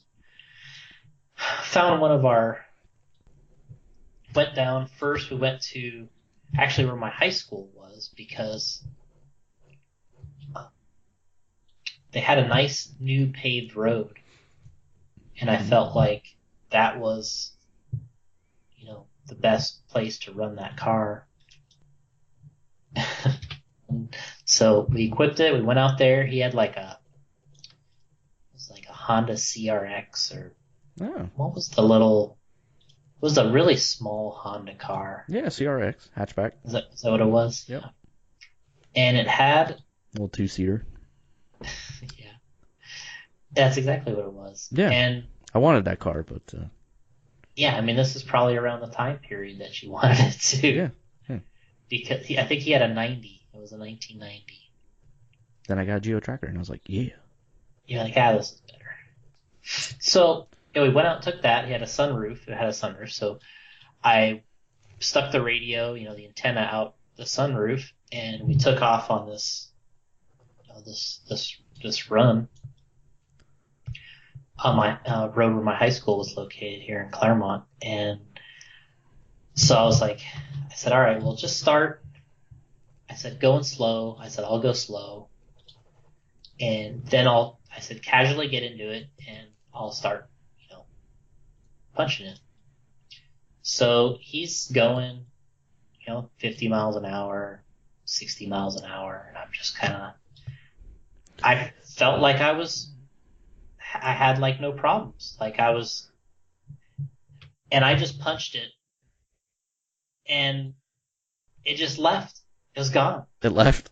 The car was going it just pulled away from the CRX. Oh, okay. And it was gone. Jesus. And we finally tracked it down. It was flipped over into the ditch somewhere. Jason's like, when this baby hits 88 miles per hour, you're going to see some serious shit. It was exactly like that. We're in the car, and he's going good. And I'm like, all right. I said, I haven't punched it yet. And we're going 50 miles an hour. Wow, this is crazy. And I punch it, and the thing just leaves him. Just takes off. Wow. Crazy. Yeah, so we did that, and I always figured that the thing went somewhere near 70. Which, I don't know, it doesn't... When I think back, it doesn't seem like it should have went 70 miles an hour, but I remember being in the car and, him going easily 50, and I just yarded him. Just blew him away.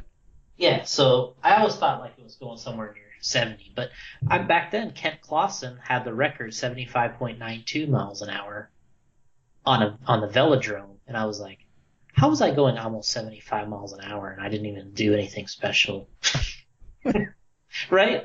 I'm thinking I took my 10L, put 12 cells in it with a 10 turn, and I'm going 70 miles an hour, but it took Kent Clausen all this special engineering to do 75. Yeah. Yeah, what the heck? I was either what's the problem, Kent? Yeah, I don't know. But anyway, that's probably the fastest I've ever driven an RC car, and it was fun. Yeah. It was a lot of fun. But there was kind of an end to it. It's after you make that one speed run, and then we tried it again on another road, but I hit those reflector things in the middle. Oh, right, yeah. Oh, boy. That thing. It launched, man. Didn't like that too well. Oh, that 10L was hating it. See, you should have had the links too. It would have soaked that right up. Yeah, I don't know. We are AE. Hashtag we are AE. Gotti, come on. So yeah, that was probably the fastest I've ever been. I think the fastest RC race car I've ever driven is an E-Truggy. I had an E-Truggy in Louisiana at the Southern Nationals one time. I had my Tekin speed control in there and Reedy battery, and I just remember that thing being so fast it was ridiculous on the track. It was so fun to drive. It was definitely the funnest race RC car that I've ever had in terms of speed and the truggy. You could drive it anywhere. You weren't afraid of anything. And, if you crashed in anywhere, you just drive over the pipes. That's how you race truggy. And it was amazing. It was so much fun to drive, and it was so fast. Years down the road, I think we did a little more e-truggy, but it was never quite that fast. I don't know why that one was so ridiculously fast, but Yeah. I remember turning the EPA's way down just because it was so fast, or dual rate, or whatever we were using. It was EPA, but I remember turning all that stuff down just because the thing was so crazy. The tires they would balloon so much. Wow. Under power, they would just balloon so much. It's tough to drive. All right. And I would guess somewhere around 10 miles per hour for me. Okay, quick. Jason, here's one from you from Chris, and you can guess last name. Go ahead. Trudeau. There you go. Jason, are you ready to admit carpet is greater than dirt? No. Okay. I trying to. It's tough, man. It really is. We're old school, so we're always going to be partial to dirt. It's very tough. I can't admit it. I just can't believe it. Very tough to admit. Yeah, to me, I mean, we just had 200 something at the race at IOCC at Scotty's race in Vegas, and there's a lot of things to like about carpet. Is it off road or is it like dirt? Not at all. But it's another breed of racing that I think is actually just as enjoyable if the jumps are built correctly. What makes carpet racing miserable is if the jumps aren't built right. Okay. If you don't have well sculpted or built jumps, man, the cars do not like them at all. And that's really the trick of the whole thing, is building good jumps. If you can build the jumps right, it's a ton of fun. So was Vegas really good? It was. I mean, they actually had some jumps that needed some work. They worked on them a little bit throughout the race, trying to improve them as much as possible. And I think that by the time the race comes around next year, they will have it perfected. So the jumps and the transitions will be right on the money. And that, honestly, that's what makes these races is how, I mean, what's really kind of cool about this race, I mean, we're kind of transitioning. Let's wait till the end for that race. Okay. Let's finish our questions. All right. And that does it for the questions. Also, what are Jason's thoughts on the current battery charging trends? Is it dangerous? Is it legal considering the rule about batteries being close to ambient temperature before a race? So what's going on there? Is this just in stock, this charging trend? Yeah, I think so. Yeah, what it is you can charge the batteries harder, and you can achieve essentially you get more power. So the harder you charge it, the more power you can get. And that's really what it comes down to. So it depends how aggressive the driver wants to get, when they're charging their batteries, and it kind of determines a lot.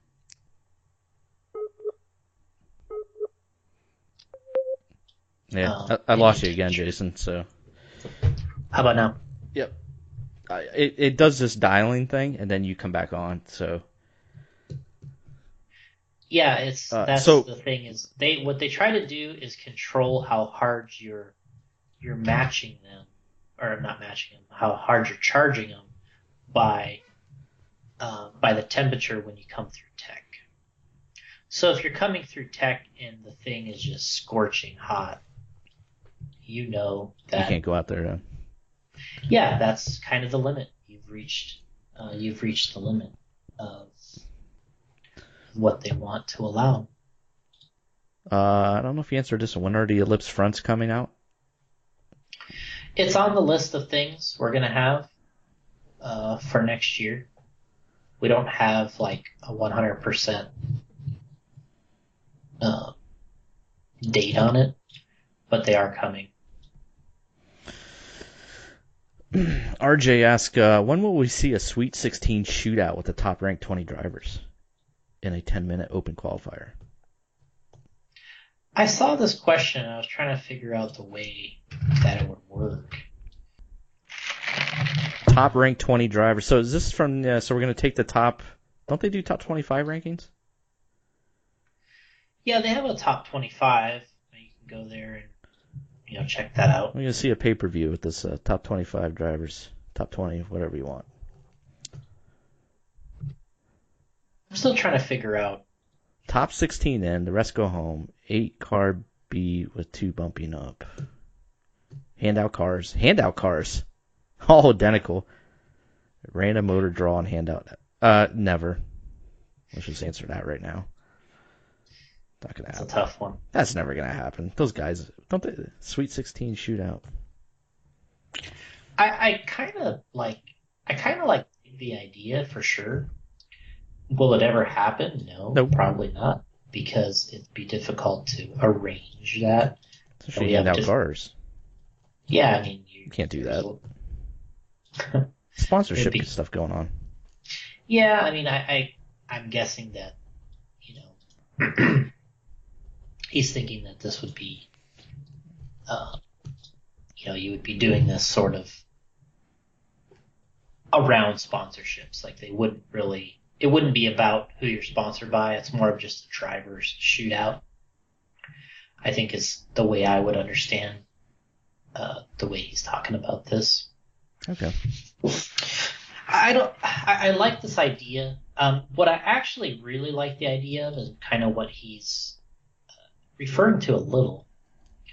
But I like the idea that you have to go to a race and build the car there and race it there. So it's like you do everything at the race. You get the product there. You build it all there. It has to be built by you, and then you got to go race it. I actually really think that would be cool. I actually hadn't proposed this idea yet, but I kind of wanted to propose that to Scotty for the race next year. I was like, man, what if we had a class where people could actually run a class that was just like that. So it could be sponsored by Associated or whoever, and you have to show up. All the equipment's there. I don't know how you would, how you buy it or where you get it from or what. However that works, it works. I don't know how that part would work, because that comes down to racing and sponsorships of the race. And, you know what I mean? There's all kinds of BS that could be involved there, but not gonna happen. Forget about it. But wouldn't it be cool though to be able to run in a race where everyone has to build and prep it there? So you have to do your own work. That's the whole idea, I think, is that it's not your dad building it. It's not your grandpa, or it's not your grandpa. It's not whoever. You know, come on, Kawhi laugh. Come on. It's Forget not it. bad. Forget it. Not It's bad. bad. It's bad. Come on. Not bad. Give me Not some bad. credit. All right. All right. You shouldn't be giving me that credit. That's so crazy. But yeah, like, you have to do all the work. You have to set your speed controls. You have to get your motors running. Mm-hmm. Um, and then, like, the sponsors of the event or the class or however you want to say it, they could be very involved because you're going to have a lot of questions. You're going to have these speed controls. You're going to have these electronics and motors and all this stuff. And you're going to be like, Good Lord. trying to. It seems too much. Too much to do. It'd be crazy running this thing. No way would you get Mayfield to do it. I'm just saying. Well, what's funny about this idea is when we had discussed this before with some people in the industry. Okay. Wow. We had brought this up because my contention was that Mayfield would easily win this contest. Really? Yeah, because he's accustomed to doing everything himself, and not that other people don't, but I figure with his ability to build the car and to drive it, that he would be at a pretty big advantage. Wow. But to me, that honestly, to me, is more of a true, you could determine a lot from that. Because it's, like I said, it's not based on everything. All it's based on is you. What you're able to do. Can you build it? Can you put it together? Do all these different things that I think a lot of people get done for them. Can you body? No. All these kind of things. Just paint it one color. What does it look like when you're done? Ass. You didn't get the perfectly, you didn't get the perfect stick it one decals that just peel right off and go right on the car, and you got to cut out your own decals and make this thing look like a race car, and it actually is more like a hobby. Yeah. Okay.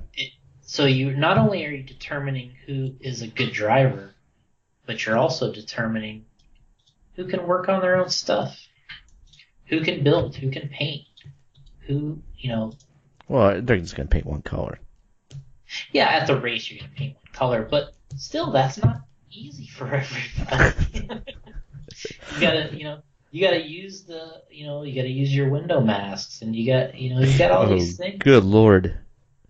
You got to use what's available to you there and come up with a nice. That'd be fun to watch. It would. I think it would be killer. Show up to the track, and when they get to the pit table, there's a car kit there.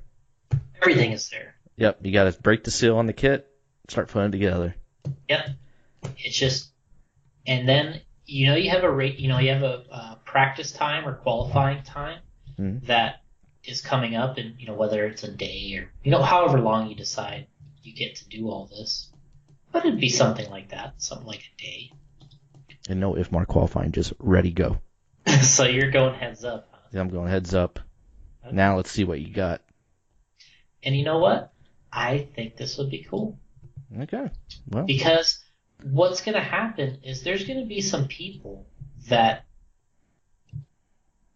are going to surprise you because they're able to do everything. And there's going to be some people that aren't.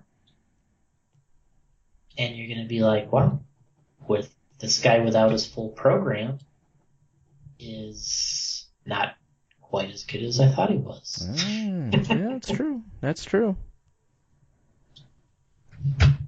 Maybe neat. All right. Well, hey, good question. What else we got? All right. Jason.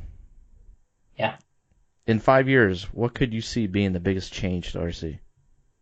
I remember when X Factory did their mid-motor stuff back in early 2000s. Now look at where we are now. Now look at where we are now. Now look at where we are now. Where are we? Where are we now? Where are we exactly? So yeah, in 5 years, what is the biggest change that I see?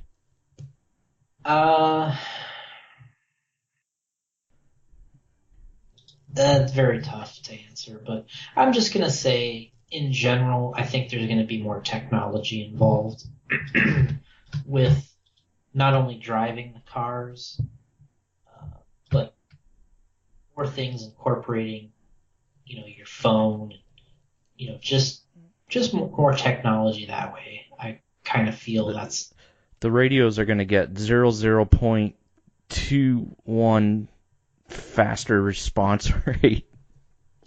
Yeah, to me, I don't really care. And 3.5 ounces lighter. To me, it's not about the technology of the car or the setup.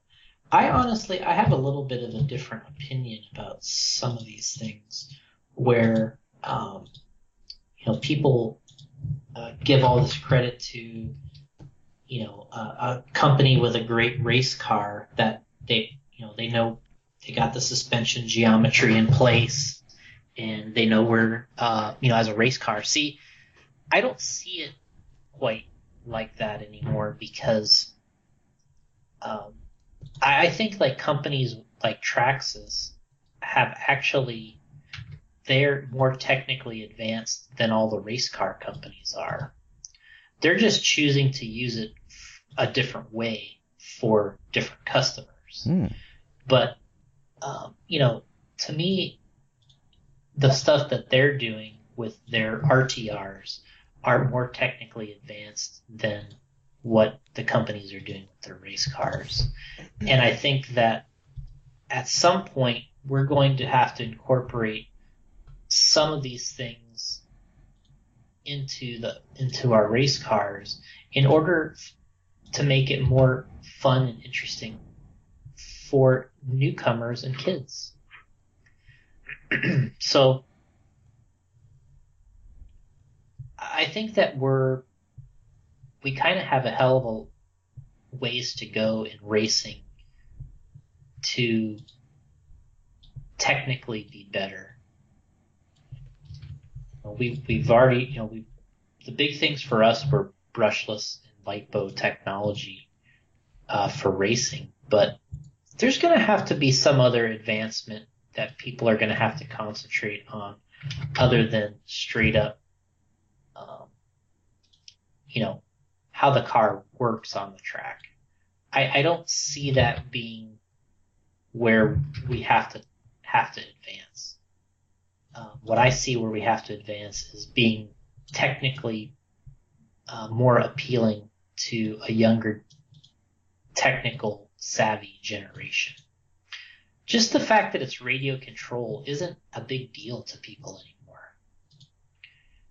anymore. Like when we were a kid, it was neat because you had this car and you were controlling it. Yeah. That's not cool. That's not like a big deal to people anymore. Like they know they can control things with a radio. Like, that's not a big thing. Like, we can open and close our garage door from our phone. You know what I mean? Like, and Right. Kids are used to all this kind of stuff and technology. Like, driving an RC car isn't all that special to them. They know all that exists. Man, crazy. Right? I mean, Yeah, thinking about that, it's just nuts. You can control your house thermostat from your phone. Allison does that. So all these things that we have today, and we're still driving an RC car the same way we did back when Jay Halsey was driving. It's pretty much exactly the same thing. What I see is it's going to have to be a little more technically advanced to kind of give you that wow factor that we haven't had in a while. And I think that's where we're going to be able to make an improvement. As soon as we can get that wow factor back, like, wow, I'm doing this, or this is neat, and I didn't expect this. Like when you watch the movie with Jay Halsey in Deadpool, and that little car was driving around Yeah. with the bomb, It was amazing. and yeah, you're thinking, oh my god, this car is radio controlled, Yep. and now like kids are just like, so what? Yeah. Well, whatever. I can adjust the thermostat in the house with my phone. It's like, so what? So it's not, to me, it's not about the technology of the car's performance. There's I think, another technology factor here that we're going to have to embrace. Jason and the mouse clicking. It's funny. Well, I'm trying to draw something here at the same time. Trying to do work. So, yeah, I just don't feel like having a car with the transmission being one more lay down than the other, or I don't think that's exciting enough for people anymore, or for the kids. Yeah. It's like there's got to be something else to it. I guess if you can find a way to incorporate Fortnite into RC racing, then you got it. Well, maybe. I don't know a lot about that, but it seems like it's all the rage. It seems like that would be a pretty big thing. Yeah. Going by what you're saying and everybody else, it seems like that would be pretty critical. And that's kind of what I'm saying is we're going to have to make a little bit of a jump there to get the kids involved.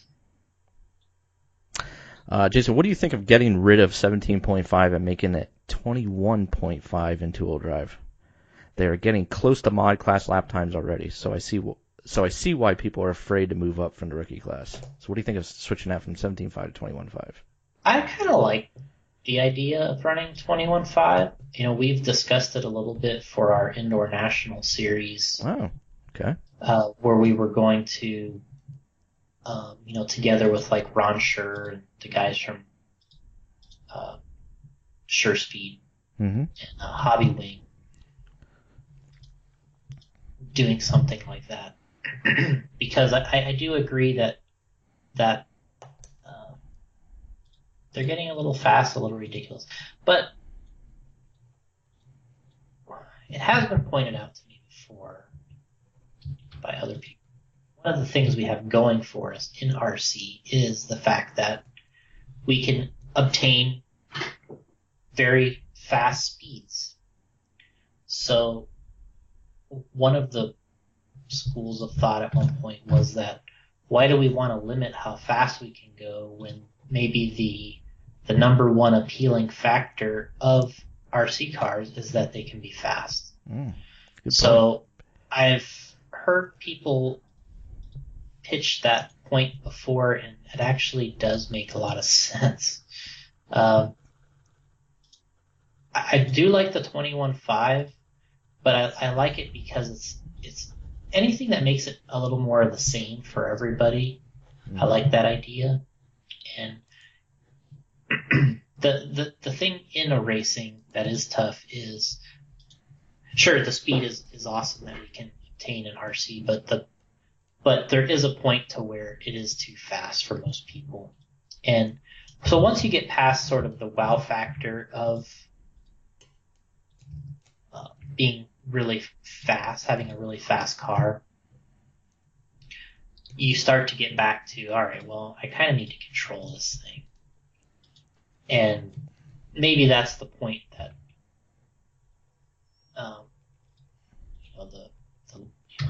the listener or whoever posted we know we're going to be fast. I lost you again, Jason. You're back. Okay. Yeah, it's like, he's like, we're going to be fast. So, but now let's just make sure everybody has a good control, and then so we'll go to a little slower motor. Okay. They actually just did that. They ran 21.5s in Vegas at the IOCC, Oh, they did? and watching, it actually looks fine. Interesting. Yeah, they don't look overpowered, or doesn't look really weird. It looks right. Well, that's all that matters. John Carlson actually responded to Aaron Klein here in that, and he says, I'm actually proposing a Can-Am style two-wheel drive buggy class to our group for next year. 21.5 fixed timing, fixed final drive ratio that is conservative so it preserves the motors and spec tire, and a spec tire to keep the gearing the same for everyone. I'd love to see this class bring new people into two-wheel drive. I see a lot of people throwing things against the wall, trying to get some stuff to stick. I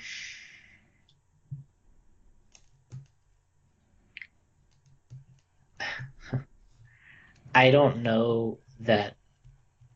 I think it will have some. I think it's possible that it could bring some regional success. Depending on what people are accustomed to in their area and everything. Mm-hmm. I think it could have some regional success. Is it really the answer to everything? Not really. But, if it has some regional success, and I think it works, that's probably, it's a good shot. It's a good try. All right, let me scroll through the questions here. We're near the end, Jason. How about that? I didn't check your page, though. I know you shared this post, so I don't know if you have any questions in there. Oh, probably. We had another one in here, and I cannot find it. It was asking about our thoughts on the Roar presidents, the president candidacy. Mm-hmm. I didn't get a chance to finish that article. Someone sent it to me to read. I guess it's coming down to these two guys. Yeah, I like. I've had good experiences with both of them. Chuck is the guy that I know more because we've been to his track and to his races a little bit more.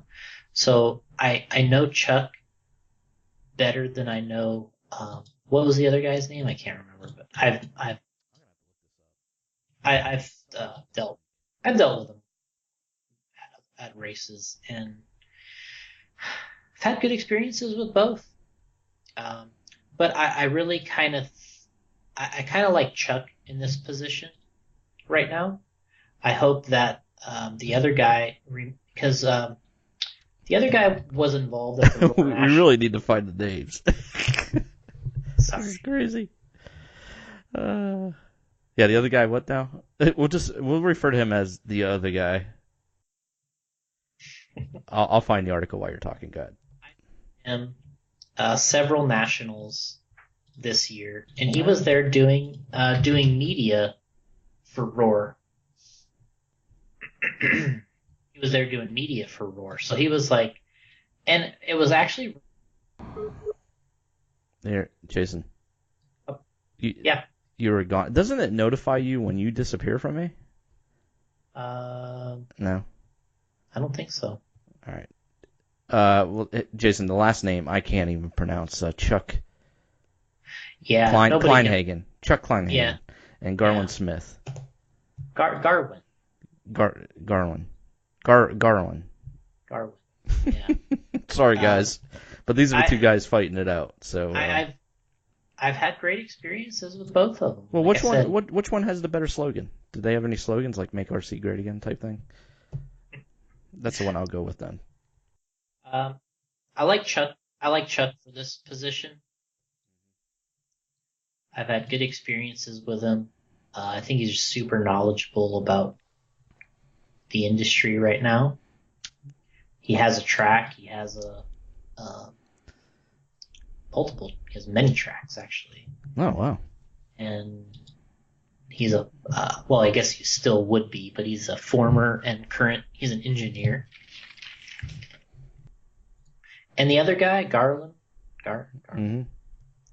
had good experiences with him at the Roar Nationals. He was doing media for Roar, keeping guys, keeping Roar members up to date on the events and what's going on. And they really both need to be involved. There you go. How about a president and vice president? Do they have Yeah, that in Roar? I hope so, because that's what would be the best. Well, there you go. Put these two guys in there.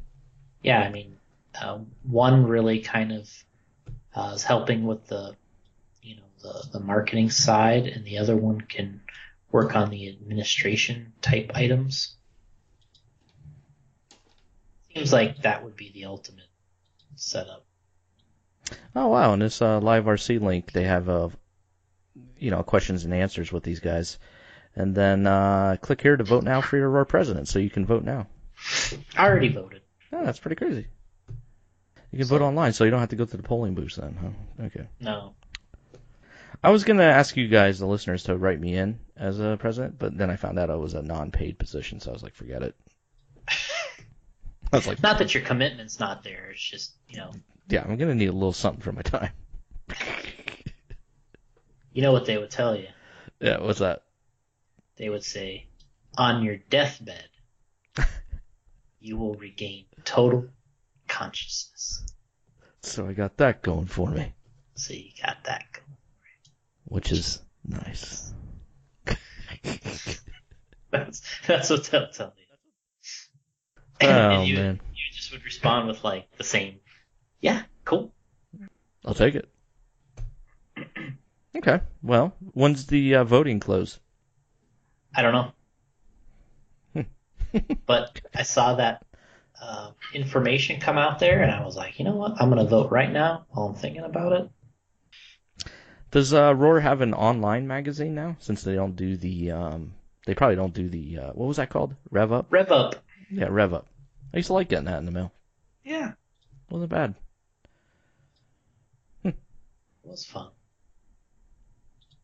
Okay, well, there you go. Go vote for your candidate now. Go to LiveRC, read the Q&A that Mike Garrison did.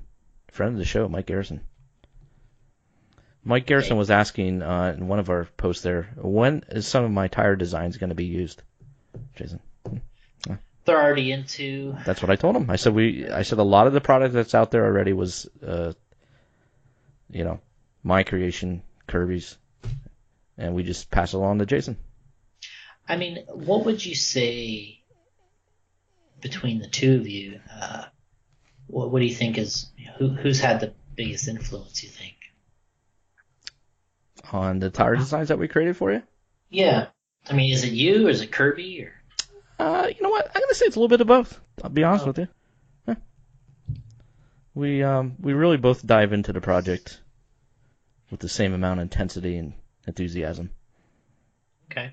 And yeah, we thrive to. I'll just stop there. Never mind. All right. So I think actually we went through all these questions, which again I got to thank these listeners. It was fantastic questions. I don't know if you get a chance. Did you check your to make sure? I'll do it right now. That you weren't leaving out there.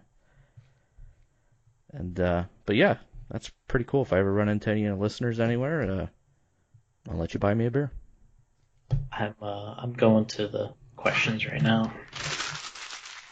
Oh wow, throwing stuff away, huh? Yeah. Oh man. What win has more prestige, 1/8 scale or 1/10 scale worlds? I would say winning the 2-wheel drive buggy world title is probably the. I think it's the most prestigious. 2-wheel buggy at the world is the most prestigious. 8 scale is close, but the reason I say 8 scale isn't quite as prestigious is I still feel you can win the 8 scale worlds by not saying that this has happened recently, but by being in the right place at the right time. I think there's some people that have won that aren't necessarily the fastest, but they were good on that day, and some things went their way that allowed them to win. In 10 scale, that can't happen.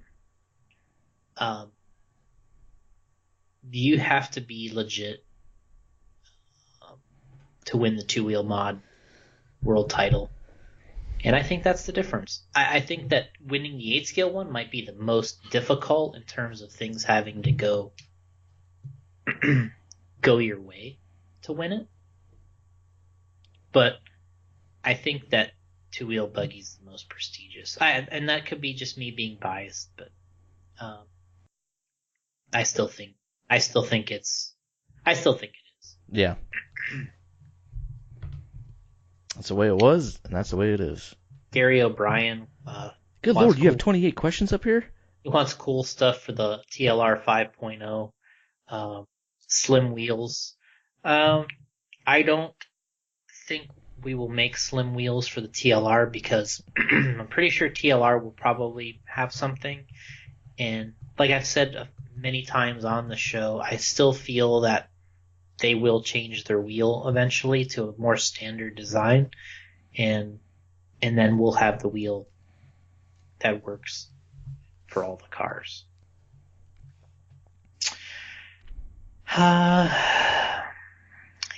Chris Trudeau, what type of driving style would you say you have? I've always said that I'm a smooth driver. Smooth operator. Right, that's my theme song. Smooth.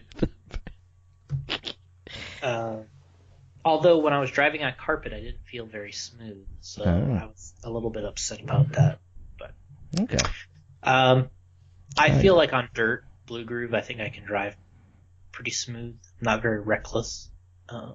Anyway, having just come from the world and watching your main 5 guys all driving different brands, does one driving style lend itself to perhaps favor a particular brand?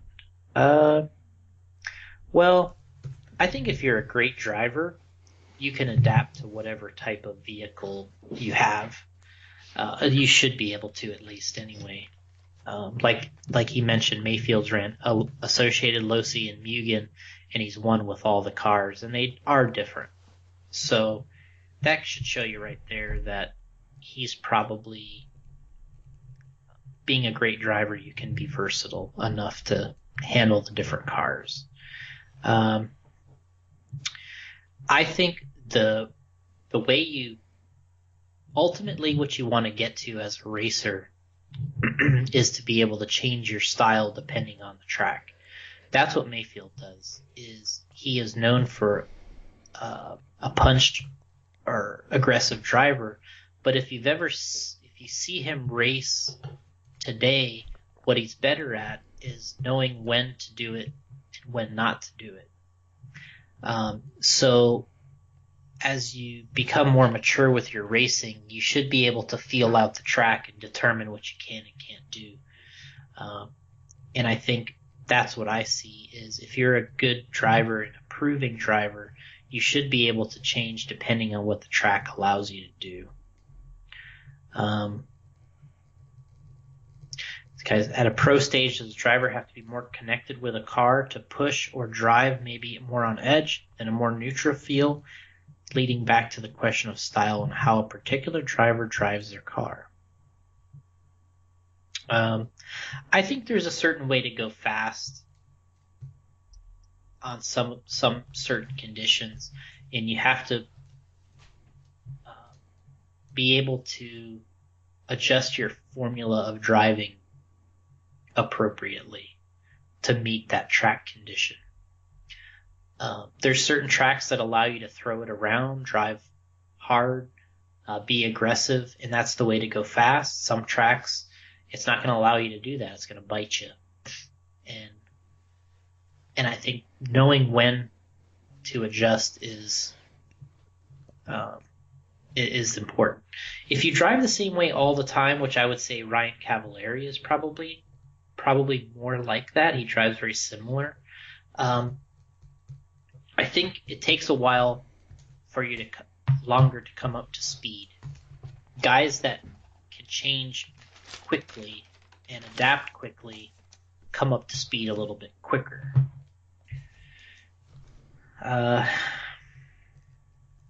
Guys, ultimately in the age of social media and people constantly asking about setups, to me, a setup might not really suit the condition suit the driver style versus the track conditions. Change my mind. Yeah, I mean, I'm sure there's definitely some truth to that. People want to know what the hot guy's setup is because they think there's some magic in the setup. But truthfully, the magic is the guy turning the wheel on the radio, and you're looking at his setup because he's a dynamite driver. What necessarily he runs, and I think it's kind of probably appropriate, is I want to say that the setup Associated just released for Ungaro winning the Worlds had no rear toe-in on the car, which is a little bit out there. People are going to be trying that like mad now on every single car because they think that'll make him the world champ. But I don't see that being the reason he won.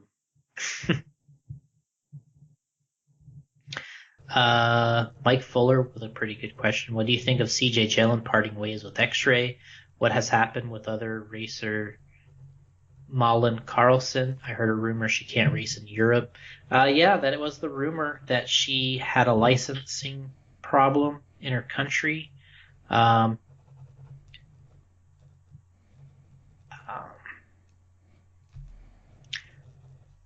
just kind of reading some comments here. You know, this licensing thing with her country, having the license for racing the RC car, that's the story that's being shown and told here. I've heard some other rumors of the reason why she's not racing. I can't really say that those are accurate either, but I will say that there's probably more to this story than that. I've never heard she raced for us. Had great experiences with her and her dad, but we haven't heard the story directly. So something tells me that there's more to the story than that. But it's kind of all rumor and innuendo. Nice. I think that there's more to the story than that. Okay. Drew Spurgeon, when can I get some ellipses for 8 scale? After the Fall Brawl here. They're going to be released. If you're at the Fall Brawl, you can get them there. Ooh. Skip Wilkes says he wants some ellipses for Stadium Truck. Me too. See those hopefully next year. That's what Which is right around the corner. I know. A few weeks away. It's hard to put it off more than that. I've been telling the guys next year. JD Crow wants to know, maybe this is more for you and me, what's your go-to move in a bar fight? Big Show choke slam or Shokishi cornered butt slam? Oh god, Rikishi. Gotta be the Rikishi. You think that's the only way? Oh, it'd be hilarious. Butt slam.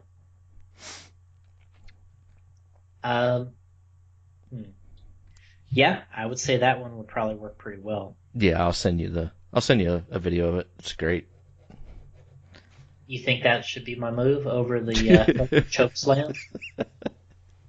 Well, I'll send you the video, then you can determine. Is this the one? Is this the thing where Vince had to do? Yeah. I think they talked about that in one of on 83 Weeks or something. Yeah, I did this, or I listened to that. Yeah. I cannot believe Vince did that. The guy is amazing, really. He is. Do anything for his company. He will. That's exactly what I was gonna say. Yep. He's like, if this sells, I'm taking a butt slam to the face. Absolutely. Anyway, so I'm going with the butt slam. Okay. Yeah, me too. If it was wider range than that, I would have to do the Hulk Hogan leg drop. Okay. Rob Sturgill, ellipses for 4-wheel drive, 2-wheel drive front. Yes, next year. Few weeks, Rob. Yeah. Shout out to Rob too, who's always repping us. So appreciate it, buddy. And he keeps me company on Facebook. He's always on there with me. All day. All day. All day. Every day. And it's like when you guys aren't around. It's like I can count on Rob. Yeah, you always got a friend in Rob. I do. Okay, go ahead. What was that? Will Britton, how often should he change the O-rings in his shocks? What? Yeah, Doesn't isn't Will like a pro driver? I wouldn't say he's pro, but he's a expert driver. Oh, I'll say he's pro. You're pro, Will. I think he's How kidding with you. the question is how.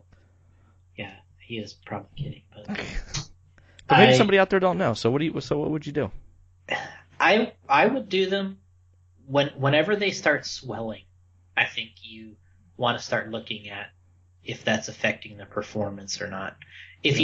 Because the O-rings swell when they're sitting in that oil, and then your shocks start to get a little more sticky, and they've messed with all these things over the years in the shock build. Yeah. But I say you got to figure out what the happy spot is for your car,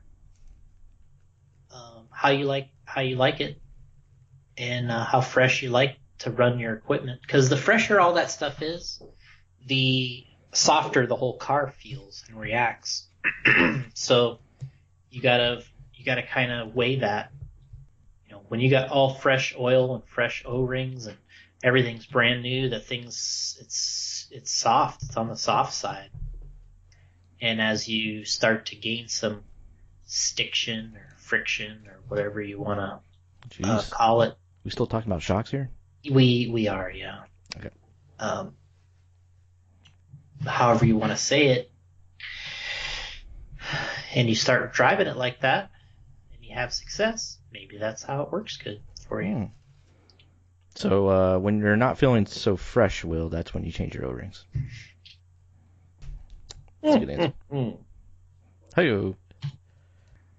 How does the HBK kick compare to the Chuck Norris roundhouse kick? Can I go first? Yeah, just go ahead. You can answer it. There's nothing going to compare to a Chuck Norris roundhouse kick. And considering that he was actually a fighter. Huh? You saying Shawn Michaels does it? What the hell? Yeah, I mean, he plays one on TV, but Chuck Norris actually fought in competition. Okay, we'll give you that. One thing's for sure, if I'm trusting one to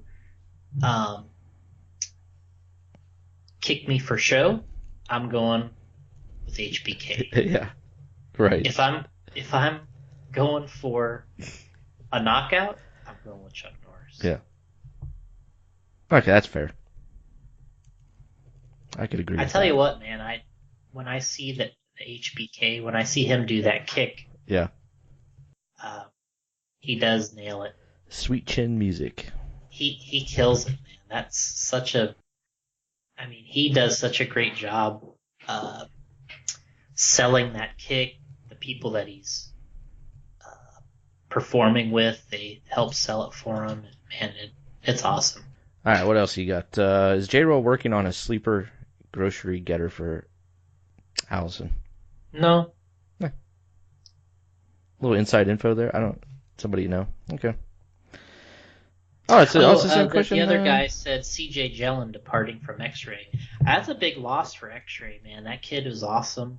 Good driver, young. Why did I let him go? Made the A-main at the Worlds. Well, I think somebody else must have came after him a little more aggressively. I don't know if it was gotcha. more money or a money deal or travel or obviously something like that is involved. So isn't next month where everybody starts shifting around everywhere? It's already starting, really. But yeah, there's going to be a lot of silly season stuff. Right. A lot of big name drivers are free agents. Wow. Exciting stuff. It is. It's going to be cool. See where some of these guys land. The market's a little soft right now, so it'll be interesting to see if everybody ends up with the deal they want or they're looking for. But it's going to be interesting one way or another here. So did Lucy announce a new two-wheel drive? Yes. TLR 22 5.0. 5.0, okay. So they have all the info out there about it? I don't think the official release has gone out with everything, I didn't. but if you dig on their Facebook page, like Frank Root and those guys have just about every photo and Oh, little okay. snippet of info you can But no get. bullet points came out yet. No, we did a video with Frank in Reno at the IOCC, and we have a good one up on our Facebook page. Oh. They kind of explains a lot of the details. I mean, it's going to be a good car. I mean, it already is a good car. I see something about the reworked the shocks. Yeah, they got I forget what they call them, V3s or some G3, or I forget what it is. They have a third generation shock. Yeah, they do look good. It's always exciting when a new car kit comes out. Yeah, I don't think people are going to be fully excited until they make a new four-wheel drive. Really?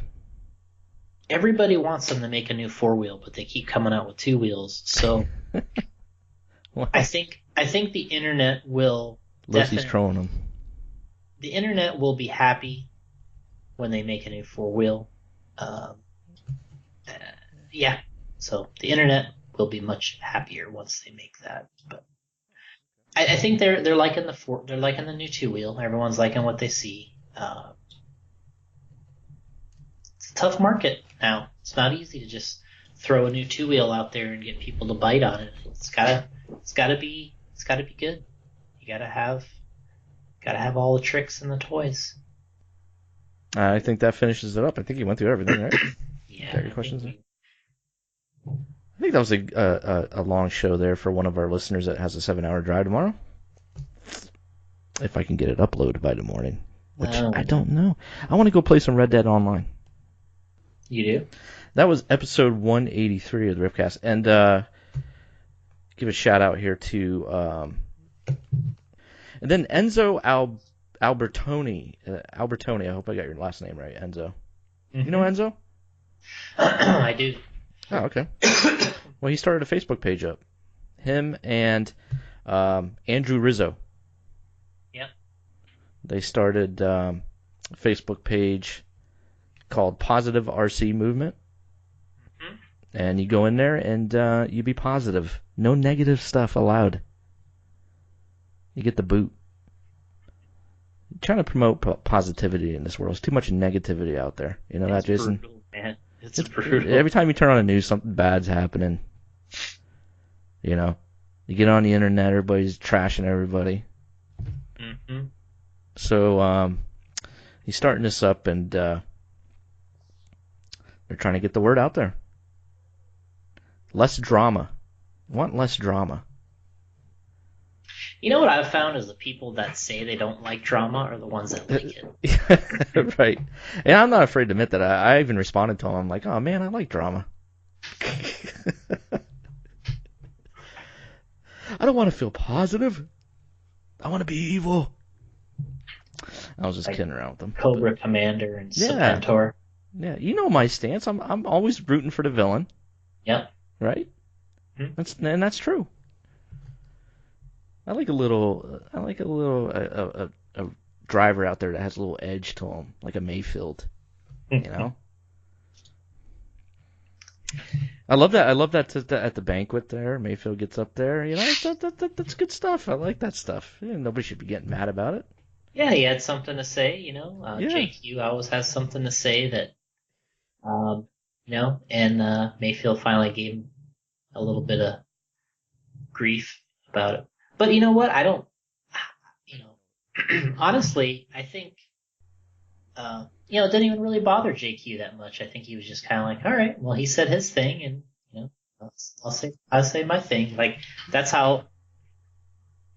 I don't think he was really all that. He wasn't upset. They still talk. I mean, they talk. I mean, it's not like they're not. It's not like they're enemies. He just. Yeah. He's like, hey.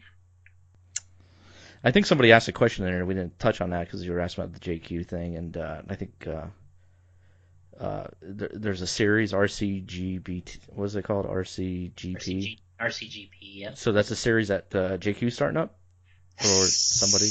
Yeah. He's involved. He's not the main. Well, he's not the only person. There's several people involved, but yeah, he's involved. And I think the question was along the line of, do you think... Yeah, I don't have it pulled up right now, so dang. I think the question was along the line is, do you think if JQ's involved, it's going to hurt it at all? Something like Yeah, that. I think I read that too, and I think that's exactly what it is. Yeah. Honestly, I think it does. I know JQ well. I get along with him, but there's some people that don't. And I think it will have an impact on it. I wouldn't make my decision on the series based off of it being JQ or not. Because I do know JQ. I know him. So that's not my main concern. Um, I have a lot of other concerns. Besides that, that's not the main concern. So, Right. But I do think that there is people that don't like him, and that is going to be an issue. Well, that's, what are you going to do, right? There's people that don't like me, so they don't listen to the show. So, back to Enzo. So, RC, go to Facebook and go to Positive RC Movement page. Give them a like. Join the group. Mm-hmm. There is a lot to say, a lot to be said for having a positive movement group. I like the idea. Like I said earlier, there's people that say they don't like drama, but they actually do because they're the ones that started on the internet. And yeah, I'm not big on it. There's some things I read just because I think it's funny, but I don't really agree with, getting that vocal about it. Oh, yeah, definitely. He wants to make sure everyone can get help regardless of who they run for. So you can go in there and ask away, no matter what you're running. And the slogan is, make RC fun again. I like it. I think I've heard that somewhere before. Catchy. Yeah. They were influenced by Jared Tebow to start this. Yeah, I think Jared has been pretty vocal in, trying to be kind of upbeat, and that's kind of the nature of where he's at right now. I think with his life and his kids, and I think he feels that it's important. I think he hears and sees it just like a lot of us do. And he probably gets tired of it. He's like, look, I just want to race my cars. Let's just go race. It's not a big deal. You don't have to all be yelling or having all this drama and stuff. Let's just go race. Yeah, go have fun. It is pretty basic. Yeah. All right, there you go. And head over to jconcepts.net. Show the Ruona family some love. Go over there, check it out. Buy all his products. Do what you got to do. Christmas is coming. Jason needs to put presents underneath the tree. So buy more. Facebook.com/RadioImpound. Patreon.com/RadioImpound. Thanks for all the support, everybody. And maybe I'll do something this weekend for the patrons as far as giving away. We'll do a wrestling match again. So watch the Facebook page. Mm-hmm. We'll give away something. But again, congratulations to Tim Merzine and Chili Duncan. They'll both be receiving something for predicting the worlds. You should have predicted a J Concepts driver, but we'll forgive you anyway. Yeah, we will. And we'll just throw a bunch of J Concepts stuff at you. All right. Episode 183 in the books. We will catch you. You know what? We're going to try and knock out these episodes to get to 200, Jason. Come on. We got to do it. Okay. We got to do it, bro. Someone asked why we don't do Anchor anymore. But we're having issues with Jason using his Bluetooth earpiece with Anchor. Jason doesn't like to use the earbuds with the microphone. And that creates a big problem. But Anchor did update their app so that way you can go forward, reverse, very easy, scrub. They call it scrubbing. So maybe one day we'll do another anchor. I didn't think that anybody cared about that, but I did get messages on that, Jason. They like Okay. the Ripcast drive-through. Yeah. Bust out another one. All right, guys. We will catch you next week. Later, guys.